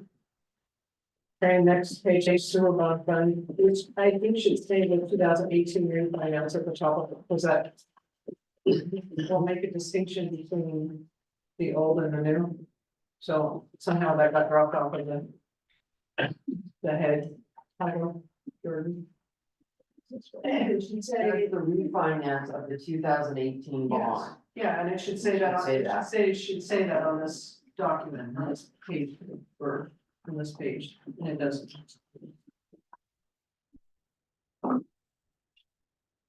It was originally 2008 bond, right? 2018 was the refinance of the bonds. Yeah, from a bond in 2008. Right, Yeah. but we Where you're from. closed out the 2008 bond and we financed it to the 2018. Okay, so this one is a set payment, well, not quite a set payment, we have a debt, payment schedule, hovers around $75,000 to $76,000 a year. This comes directly out of sewer revenue. There is no debt service fee attached to it. It will be paid off July 1, 2027. So it's almost there. This is the reason why our sewer fund is in such bad shape. Yes, pretty much. That's where paying the old and having to build the new without having the old paid off, yeah, so painful, it's been painful. Anybody have any questions on that? Great, so on to the water, wastewater system upgrade fund. So because this one is not closed, this is the other one, I can never remember which one's which, the $20 or the $15 one. Service fee, or debt service fee. Payment for it does not start until after the project is done, the project is not done. So it's not, the payment is not budgeted in, but we have everything in reserve for when payments do kick in. Very, Well, how much was the DEQ loan? 4.2 million, Okay, maybe 3.8, somewhere in there. just as an addition, when we start paying, it needs to be in the expenses part. The other loans, Biz Oregon and USDA is there, but DEQ is not. Correct, yeah. Okay. Just, Yeah, which I honestly, I didn't actually find out how that whole thing works until about 2 months ago. okay, It's really strange, is USDA won't give us the money until after the project's done. So we got an interim loan from DEQ, so they've been giving us money. When the project's done, USDA gives us $4 million. We turn around and give it right back to DEQ. It's the silliest thing in the world, but that, they try to protect yes, themselves. yeah. Sounds like the conversation earlier. Yeah. Any questions, any more questions on that? All right, then let's go on to reserve fund, which is 17. 56, 56. Yes, yeah, 56. I forget your grade school. I'm sorry, I'm old school. Good, taxing. Sure. All right, so we did spend out of this year in updating the, getting the new backhoe.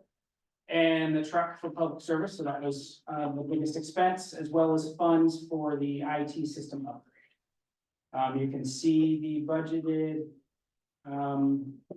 transfers to reserve. For each fund moving forward this year. In terms of expenses, I did not have anything significant planned.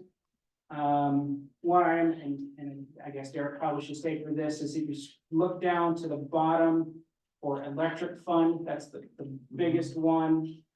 Is $50,000 with about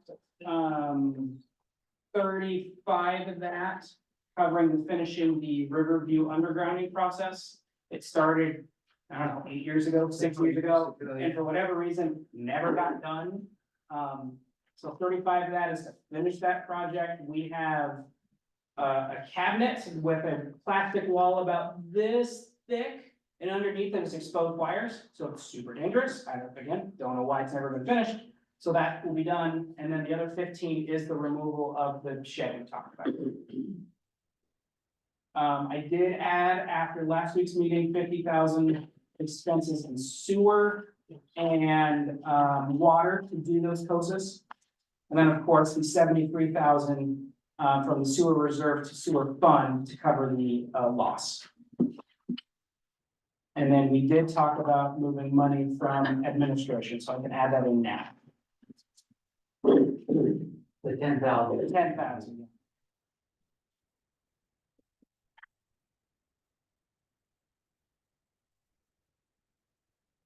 Yes, I have a question on fire EMS memorial. Yeah. That was a memorial set up for, citizens who passed away that, their families and friends donated to the fire department. I disagree with it going into the general part of the fire department. This is a memorial and should represent something, and I believe I would recommend it going to the volunteers so they can do something to recognize the people that donate. Or do whatever they want to with it to help out the fire department. And I support that, for what it's worth. It's 700 and how much? $710. Sure. Yeah, they can be earmarked for volunteers, yeah. We have a consensus on that. All right, see what we can use you on. Well, that means you'll have to take this out of the EMS fund. Because it's in the EMS fund as revenue. I gotta make that adjustment, yes. Oh, so just pay it out then, I got you. No, I don't want to do that. If you want to put it in there, that's fine, but then you pay it to volunteers, whatever. Oh, yeah. However you want to Yeah, do no, that. that's, we'll pay it out to volunteers through the fire department. Fire department, that way you have a tracking record. Yeah. Sean, you're. Yeah. Sorry. So No, you're no, expecting your. I started to fire. But, no, this is was this fund originally meant to create a memorial? Because It was never, there was never no designation, no resolution to say what to do with this, and the one gentleman that passed away in 2006, we never got any more. I don't believe, so there was one prior to that. I don't know who it was, but the other one was in 2006, but there was nothing. In fact, I talked to John about it, he said he didn't even know about it, but, and he might not have, because it was before him, it was the other fire chiefs that had that. So it's basically just somebody donated in memory of. In memory of someone To that, the fire to the fire department that had been on the fire department. Right. You know, there's a lot of citizens here that have been on the fire department way back when, and that's what they wanted to make sure to give some money to the fire department, the family did. Of that person. Thanks. And I mean, it hasn't happened since 2006, right? As far as I can remember, no, 2006 was the last one. So we had a consensus on that. Is there any more discussion on this? Or we, I don't have any more on 56, but I've got a few. oh, I know, we gotta go back. So we already did the general fund, 6 already, so let's, we don't need to do system development changes. The streets, I think, we had, so that would be Fund H.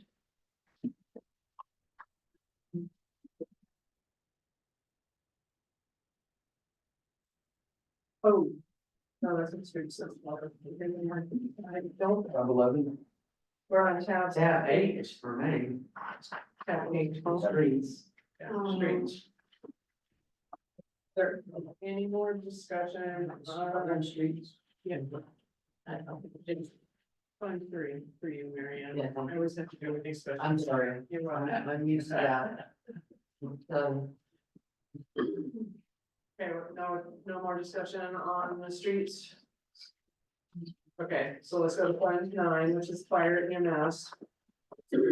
Tab 9, Fund 5, there you go. Just, I do have a question, if we can go back to streets. Oh, it's Cascade, Sorry. Not proud. PW type A, B permits, street sidewalks, what's that, $1,000? Anytime who wants to do, improvements, I think it's to our own like sidewalks or anything connecting to our system, they have to do a permit, and that's just the permit fee. It's kind of like SDC fees. We could get 0 because nobody builds anything this year, or we could get 10,000. So it's just a rough guess.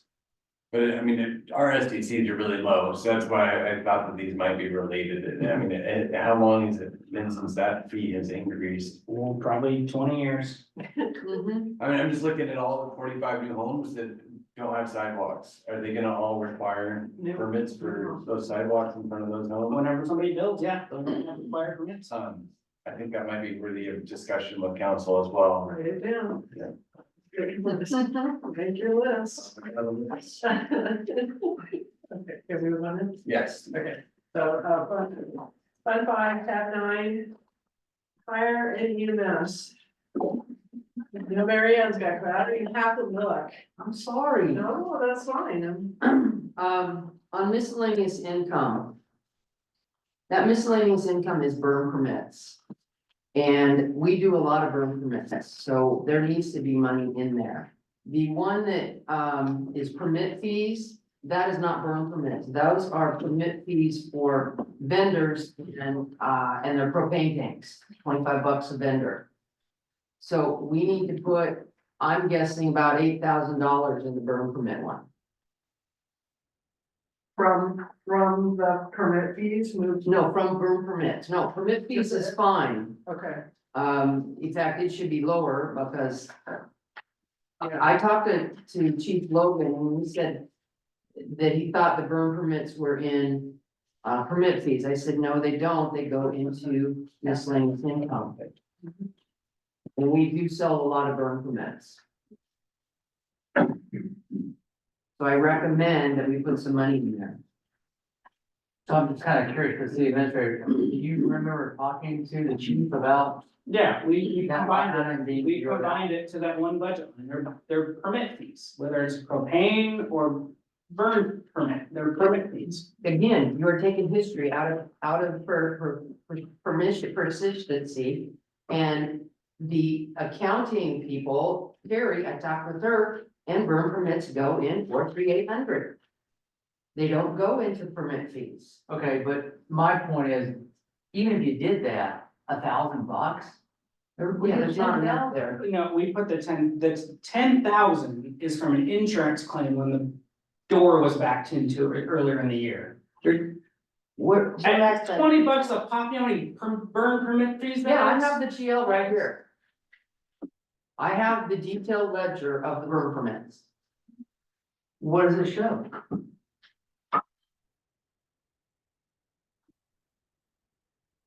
Okay, there's 1, 2, 3, 4, 5, there's probably 15 on this page. And at least that many on that page. Burn permits are very popular here. Every time you turn around, somebody's getting a burn permit, and burn permits are good for 1 year. So if they didn't get a burn permit in January, they're gonna have to get one here soon. And then if they get one now, they have to get another one in January. I mean, it's for 1 year. So burn permits are money makers. And you're saying that's miscellaneous income? Yes. I mean, look at the previous 21, 22, $4,000.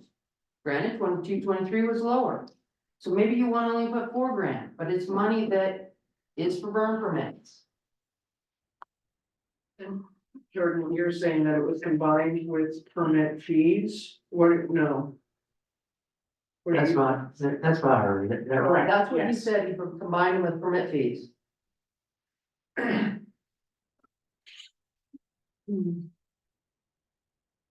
Um. But it says 1,000, but you want it just to be separated out.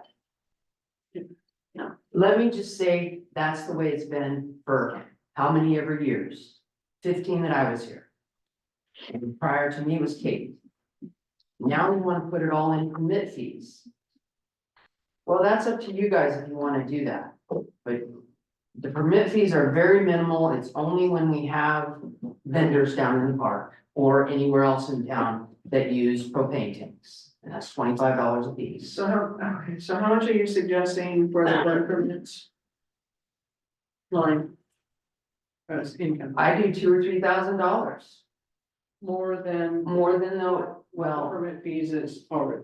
permit fees is way high. I mean, look at 300, 200, 250, $1,000 is way too high for permit fees, if you're gonna keep them that way. If this group wants to combine them, then combine them, but tell the accounting people up there to put it in the right account. Cause it's not going in that. And then you're saying if it is combined, then it needs to be, the income needs to be Yes, increased. increased. Madam Chair, Yes, so. For the city administrator, so when you said there was that door claim and, for 2024, but. In 21, 22, we did 4,200. Was there also a weird thing happen then as well? I couldn't tell you. Cause if you take the average of those 2 years, let's say those are both normal, you got 2,000 one year and 4,000 the other one, it's about $3,000 a year. And maybe it is something that folks, skip a year and they, Yeah. I can see that. So to me, somewhere around $3,000 for burn permits seems like a proper budget revenue.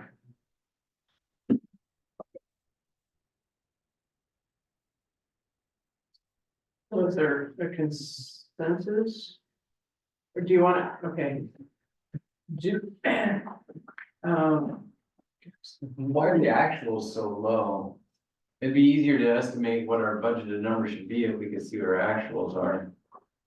I can get the actual numbers, because I have the detailed ledger, but I can't do it tonight. I got it. My question is, why is it not in the actual, not in the budget? Or is that actual accurate? Well, what's in, for permit for actual 2024 is 250 and miscellaneous income is 10,304. Well, You in said 10,000 of that was, 23, 24, you had some major, things come in. So.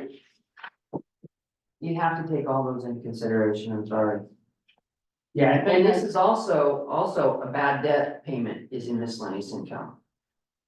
We also get bad debt from the ambulance, and we have many people here that have paid their bad debt, and that's part of miscellaneous income.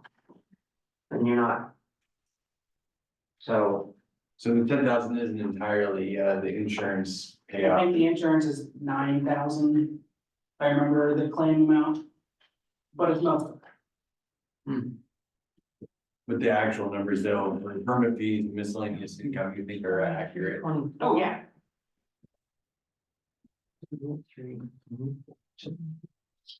So if I'm hearing you right, the administrator, what what I hear you saying is, in 24-25, we're budgeting basically $250 for permit fees and $750 for burn permits and miscellaneous income. Is that what I'm hearing? Is that how you would break out that 1,000? Yeah, probably. Yeah, it seems a little low, but I don't know. And I'm less hung up on whether they're separate or together, but I just, we should try to forecast it accurately as possible. Yeah, these are numbers provided to me by John.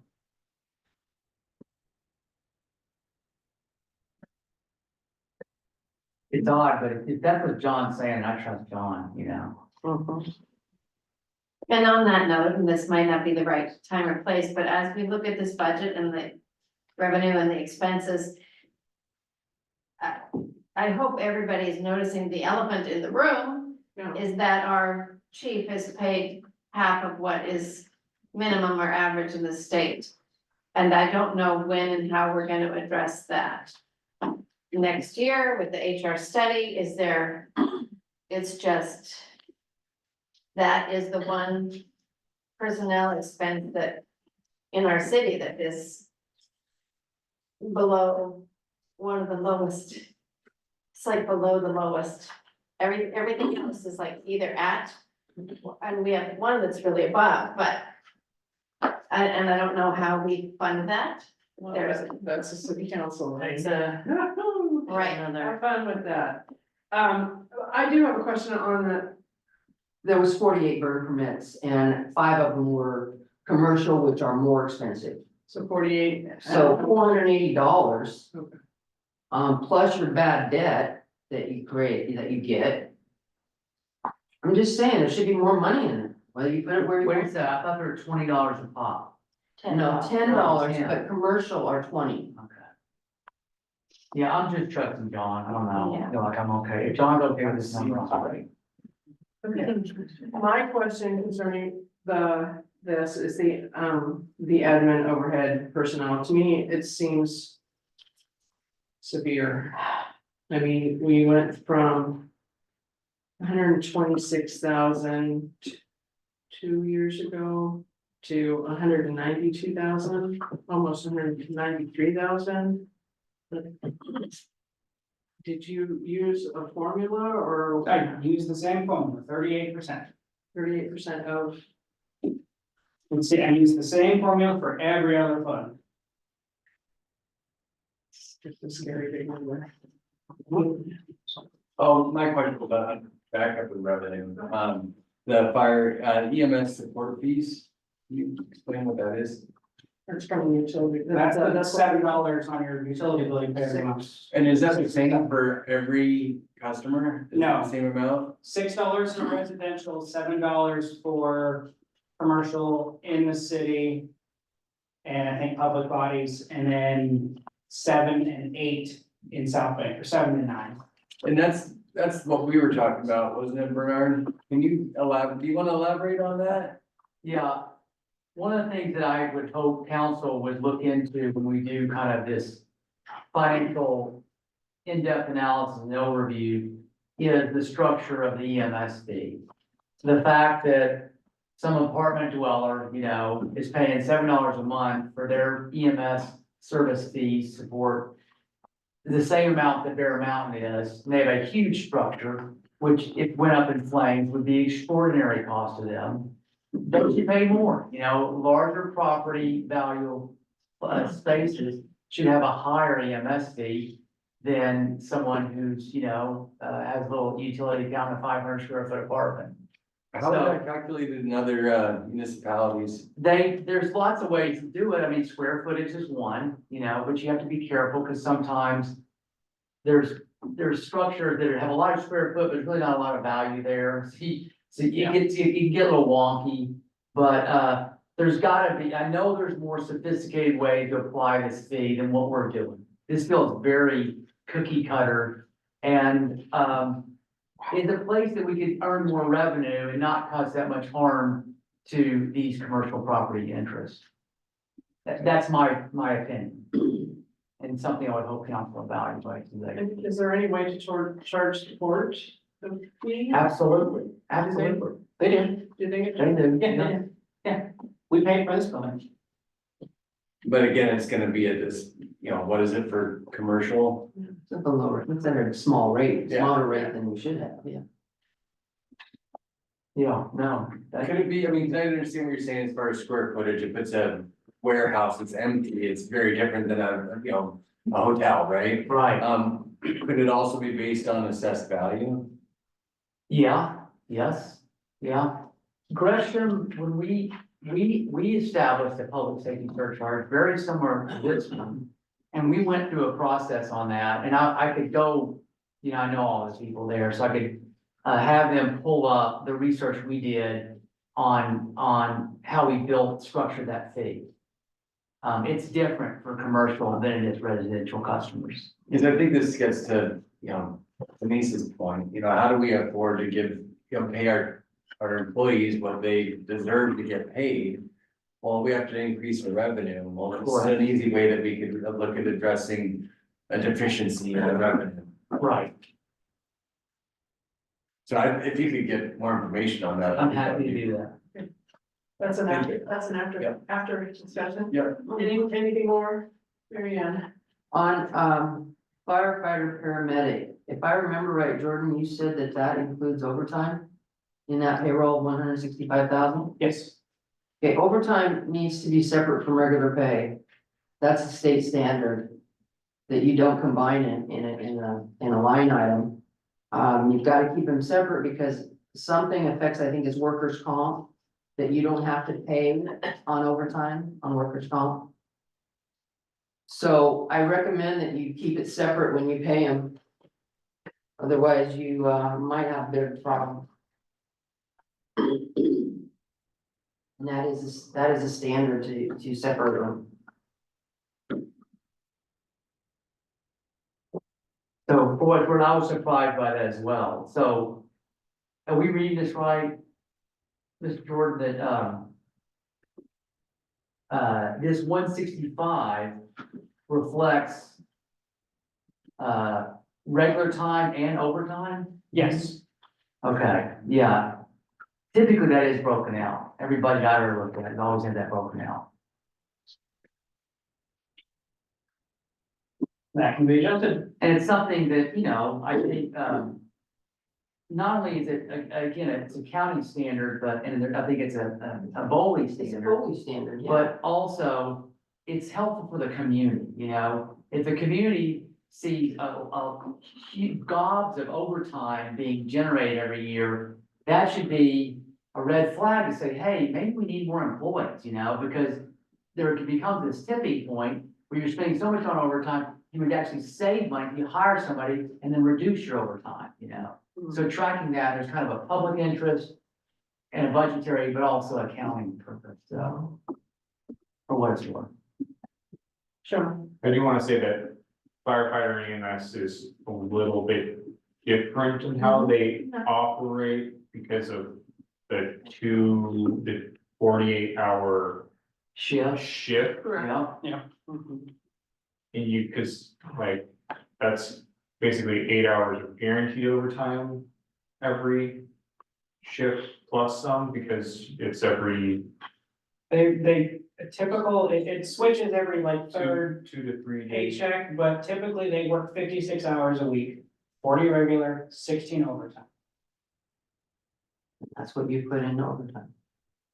But I mean, I was gonna, more for the comment of like, when you see a whole bunch of overtime accrued, it's not like they're working a standard 40-hour work week. Yeah, it's an excellent point, yep, It was more towards Bernard's no, point. no, it's an the- excellent point. The, I would assume if we had a collective bargaining agreement like most other, like Gresham does, it's not technically overtime. They just get a flat rate.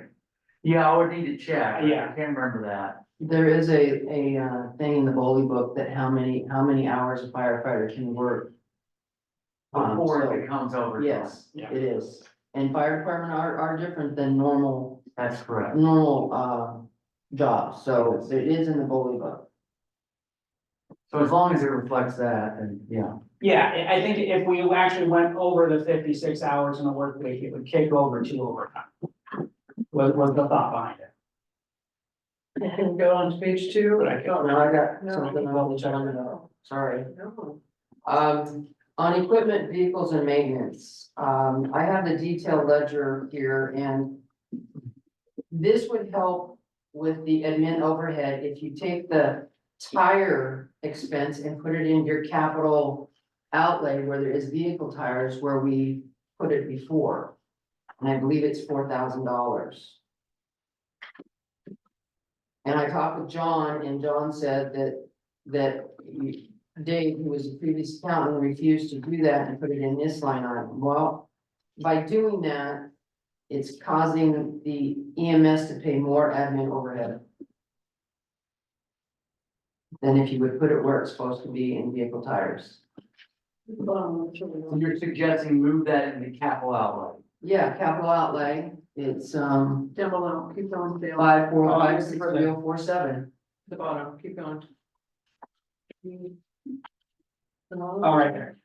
That's not looking for that one. Yeah, I would, at least last year or the year before, they spent about $4,000 on tires. I don't know what their tires are like this year, but I'm assuming they need tires. So again, the question, do you know why John or who made that change? You know why that came about? I do not know. Does it make sense? Makes sense to me, but. And I guess you could go either way on whether those tires are actually considered a capital expense or not. I mean, We need they're wearable, 500. but they're It's wearable capital items. But it actually is labeled vehicle tires on there, Yeah. I guess it's because it's hard to get it out of there, Yeah. And it saved EMS from paying for admin overhead on it. It's an accounting question to me, but I know there's an answer somewhere. Yeah. I mean, some of the bunker gear wears out too, you know, I mean, I don't know. True. So is that a question you'll ask the accountant and Yeah, I guess I by can next week? try and find out. Can we go to page 2? You ready to go to Yeah. page 2? Yeah, I don't have anything on page 2. All right, I don't think we need to do anything in fund 10, except for there is new missing in front of, the DLCD comp plan. Yeah, we talked about this last time. It's just we're reusing a budget line, an old budget line from a past DLCD grant. Okay, I'll mark that off then, okay. Tourism, that's tab 11. Any discussion? Just need to add the 4,000 for the audit. Utility, yeah. and the Museum paying and for the museum. Utilities. Yeah. Which. Yeah. I'll talk to Janice where she wants to put it, Okay, but it's adding $6,000 total. and then, okay, so that brings No, another, Sorry, $8,000 total. you have, tomorrow. And then you have a holiday weekend, And I'm not gonna be in tomorrow. okay, so, will we get a budget in time to read it before next Wednesday? I could probably get it Tuesday morning, yeah. Okay, so everybody be aware of that, so that's all we had in tourism, right? What's that, okay, 12, the cemetery fund, and I think I had one thing in there, Memorial Trust, is that a new?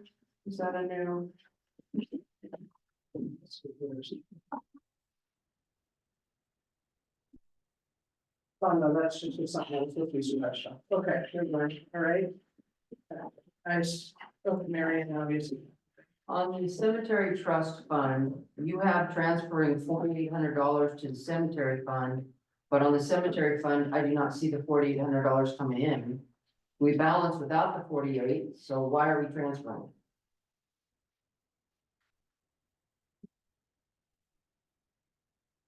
Yeah, see on the second line, there's no.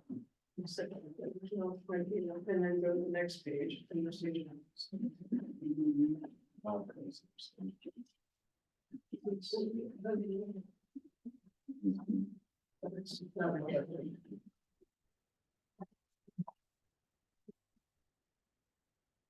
I think it's just in case we need to transfer it over, not expecting it to move over, but just in case.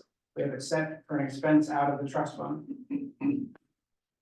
Well, then if you're gonna do that, then you have to put it in the revenue fund of the cemetery.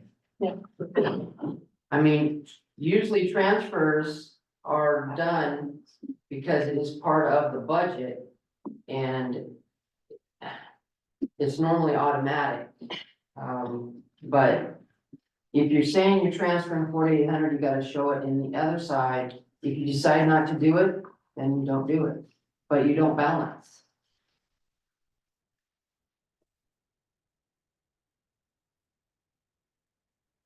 And you can always do a resolution to move that money if you need it. It's not like you have to do it right now. If you find that you need more money, you can do a resolution to transfer that into the cemetery fund. So. But yeah, but if you budget, everything just show up as revenue. Mhm. So another thing, fix. Are you understanding what she's saying? Yeah, I am.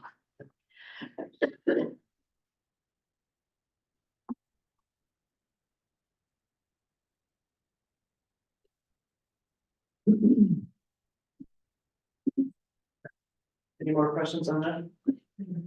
Okay, so. Fund 13. And on this one, the soda app pump is still missing. And the only reason I know that, we're on 21, 21, sorry. 21, tab 13. And the only reason I know this is because I compared last year's budget with this year, and for some reason, the solinator pump and the soda ash pump both got the same line item number, and got condensed into one, but that made the soda ash pump fall off, so it needs to be put back on, And I don't know if I don't remember if it's a split, I can look at it after budget, but a split between the chlorinator pump and the soda ash pump. Yeah, and I must have close to 50-50, but I don't remember. Yeah. So. Yay. Yeah, anybody else got any? You can't get by an account, I'm sorry. Meter reading and meter reading electric, why is there two different numbers? The water staff read the meters, all the meters. Why is the 3,600 less when they're reading the same meters for electric? Usually the same. Is that income or? No, that's what we transfer from the electric into the water for the water staff reading the electric meters. Oh, okay. And if you're reading the same meters, oh, for water and electric, why is one paying 4,000 and one paying 3,600?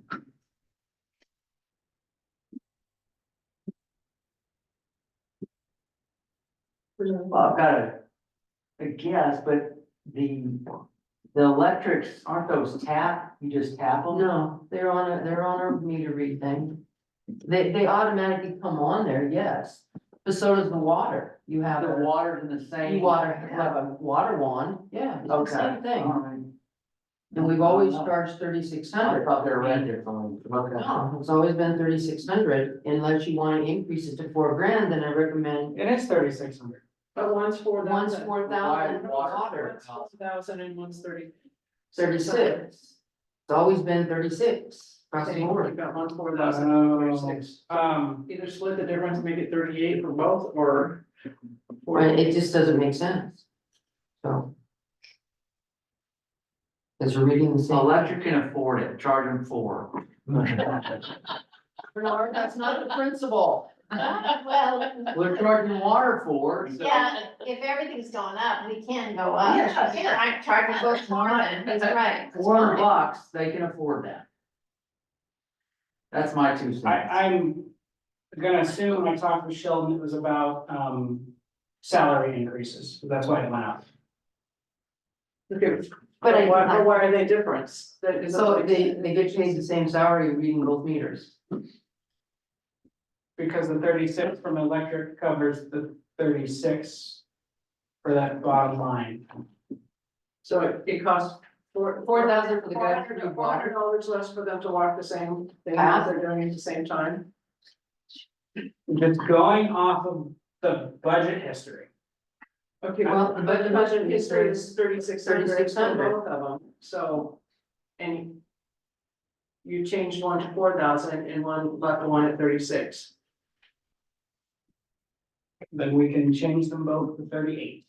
There you go. okay. Keep the budget balanced. And subtract it off of the electrics side too.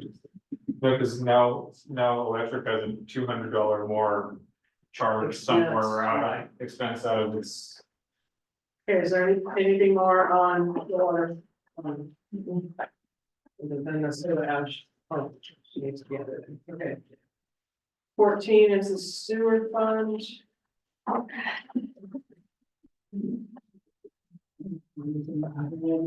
That's fund 31 and tab 14.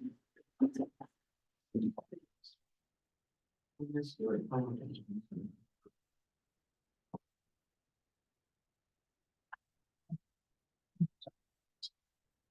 You have anything?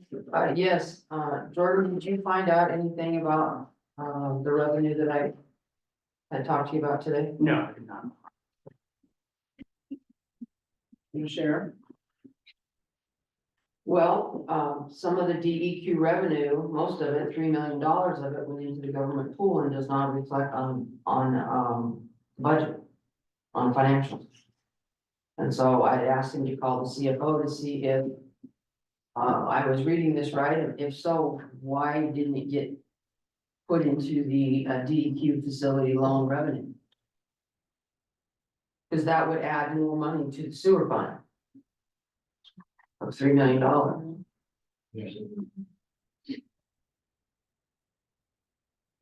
Okay, so. That to be answered next week, question. Yeah, I gave Jordan all the information. So. Any more questions for sewer? 31 tab 14. Okay, 15, we just. Did that. We just did that one, so. 16 we just did. 17, we just did. I don't know, probably have 18, did you want to go over the all funds total or? We can say that for next time. Okay. And then I was gonna ask, are you gonna be changing the line item budget next year? Jordan, or are we gonna still be able to have the line item budget? What do you mean? Well, are you changing the structure of the budget? I'd love to go just for fund review. I'm sure you would. But I think it's. I like the line item. Well, I don't understand what you're proposing. He wants to change it to just a fund budget, that we only see the what's in the funds and we don't see the line items if we have them. If we have them. Well, what were you saying? Keep it the way it is. I was keep it the way it is. Yes.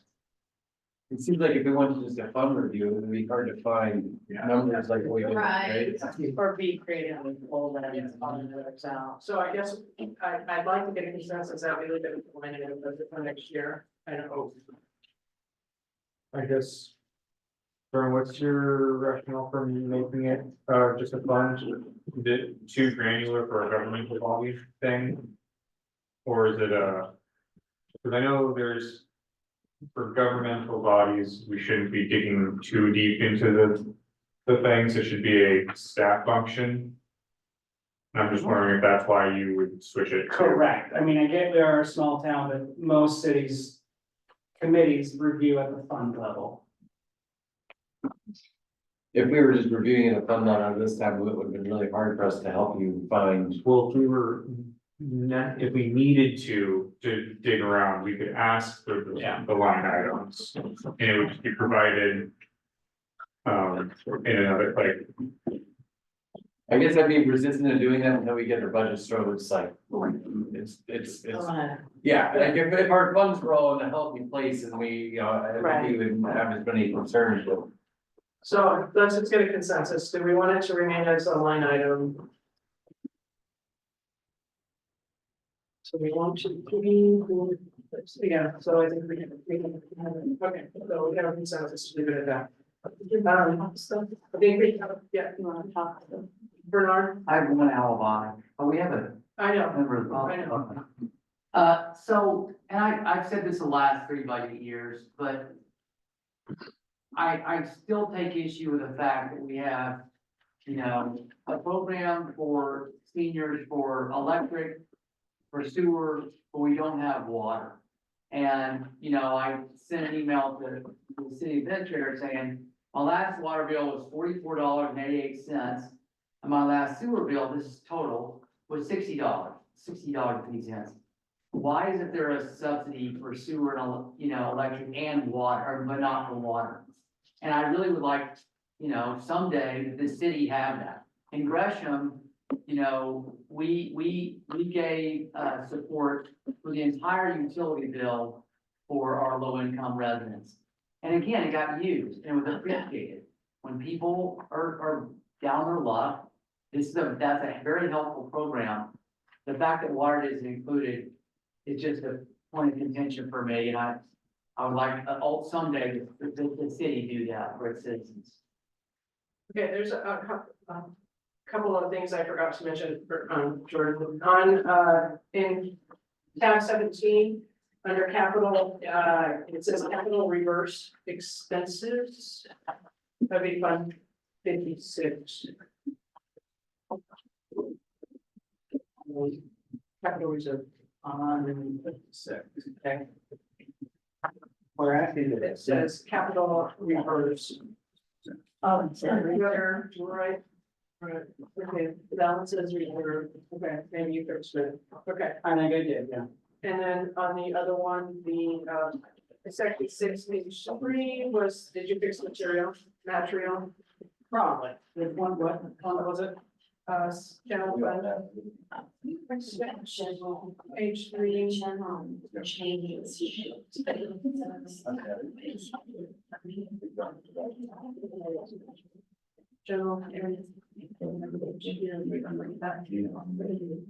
Yeah, I don't know, I'll send it to you. And then also, in section, in the section 17, in the, okay, we got a lot of talking going on, sorry, guys, sorry. Was the water short-lived assets, was it supposed to have a replacement fund on it, or was that? Short-lived assets. It's just short-lived assets, that's all it is. So that's all it needs to be, Yeah. okay, all right, thank you. Mr. Ken, did you? Yeah, I just got a couple of quick things, that was kind of long, and I've learned a lot from just sitting here. So one of my big concerns is some of you guys know me, some probably don't, I think Steve knows me pretty well. So I've been doing our neighborhood watch for about 6 years, actually, it's coming up July at 6 years. I mean, I get it, the budget. You know, my big concern is not having anybody here now during the busy months of the year. I get it, January and February. Not too much activity really happens, not me, we're gonna come running out. But I really think that's not a good decision to do it during the busy times of the year. Just my take on it, just from what I've been seeing. I know you guys get reports, be happy, and you get reports. But those are just reports that the deputies respond on. That's not stuff that me and I'm not gonna say who the other guys are, but we got a few guys out more now. we're seeing a little bit more of that, like the deputies, we talked to deputies about it, and they're just amazed, and they start seeing these kind of same stuff. But until Oregon law changes that drug stuff, not a whole lot they can do. You know, so we do have. This thing's all on video, but I'm sure most of us know. One drug house has been gone, thank goodness. Still got a couple more, actually got 3 active. We're always gonna have them. But I really think not having the deputies here on the busy times of the year is gonna cause us a problem. It's gonna bite us in the butt, you know? So you guys can do what you want on that, but I'm just telling you from outside what I'm seeing. You know, Best Western's been hit several times with car break-ins. We know where it's coming from. Can't do anything till you get them. You know, my other concern, which I didn't put on there, and I'm sorry, I totally forgot about it.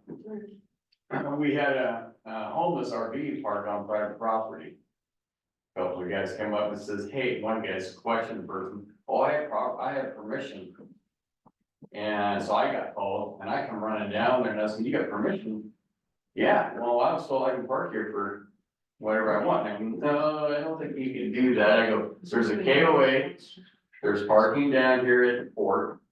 Yeah, and I go, but that's really one of the places I know. So that you go on. Well, you just don't pull private property.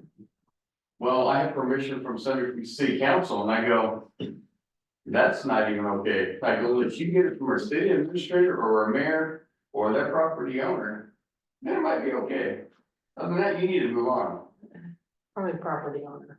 Well, I talked to the property owner. They didn't give him permission. So now they have another sign up. This says stay off. So that's a problem. I know who did it. What I'm concerned with is, I know the city's been sued before, that probably could have been avoided. Well, if this city council person goes up and says, hey, it's okay to park here, and something happens, who's held accountable for that? Who's liable? You know, we're sitting here trying to do a budget. Lawsuit ain't gonna help you with the budget. Just saying. So that's the kind of stuff that we're seeing. You know. So when I'm gonna tell you too, that I think I've told several of you guys before. It won't take long for our little community to turn into Wood Village, Fairview, or Troutdale. Once it gets to that point. And you know, it's gonna be hard to turn it back. I am kind of curious though, because Ms. Baker brought it up. Private security. So you don't know my background or anything about me. I'm curious as to where you got the information where private security works for a small town or a bigger town. I've looked at news reports in several towns and I called one security company that worked for Snohomish, Washington. That was, forgot the name, Cascade Security. And, I know some bigger towns, I was working for bigger towns as well. And I only was able to get a hold of the one. Because I will tell you what can happen. Well, we had one last year for the president for a function down here. Mhm. And we all seen it with employment. If that agency only has 5 employees, that employee says, I'm not coming in, you're not paying me, and if I quit. Then let's say they only have 4 and they're already obligated to go to a different location. That means we don't have coverage. Happens all the time. But then they're in breach, Yeah, but then they're in breach of contract. yeah, but that doesn't help us, whoever they have the contract with, that leaves us right out the door. You know, the other thing, private security is no different than probably what myself and the other guys are out here doing. Our hands are only so long, you know, and then you still got response times, which that was gonna be nice about this. I'm sorry, but Jordan lives in a very big community. There's 7 agencies. If he calls up, response time is a lot faster than what we have here. You're talking 40 minutes, maybe during the summertime. maybe longer than that if we have bad weather. So I really think cutting the deputy out, not a good thing. Especially when we get all these new homes coming in. Just saying, just what I'm saying. Okay. So thank you for your time though. Now, does anybody online have anything to say? Okay, and with that, I guess we'll be back in a week. And be ready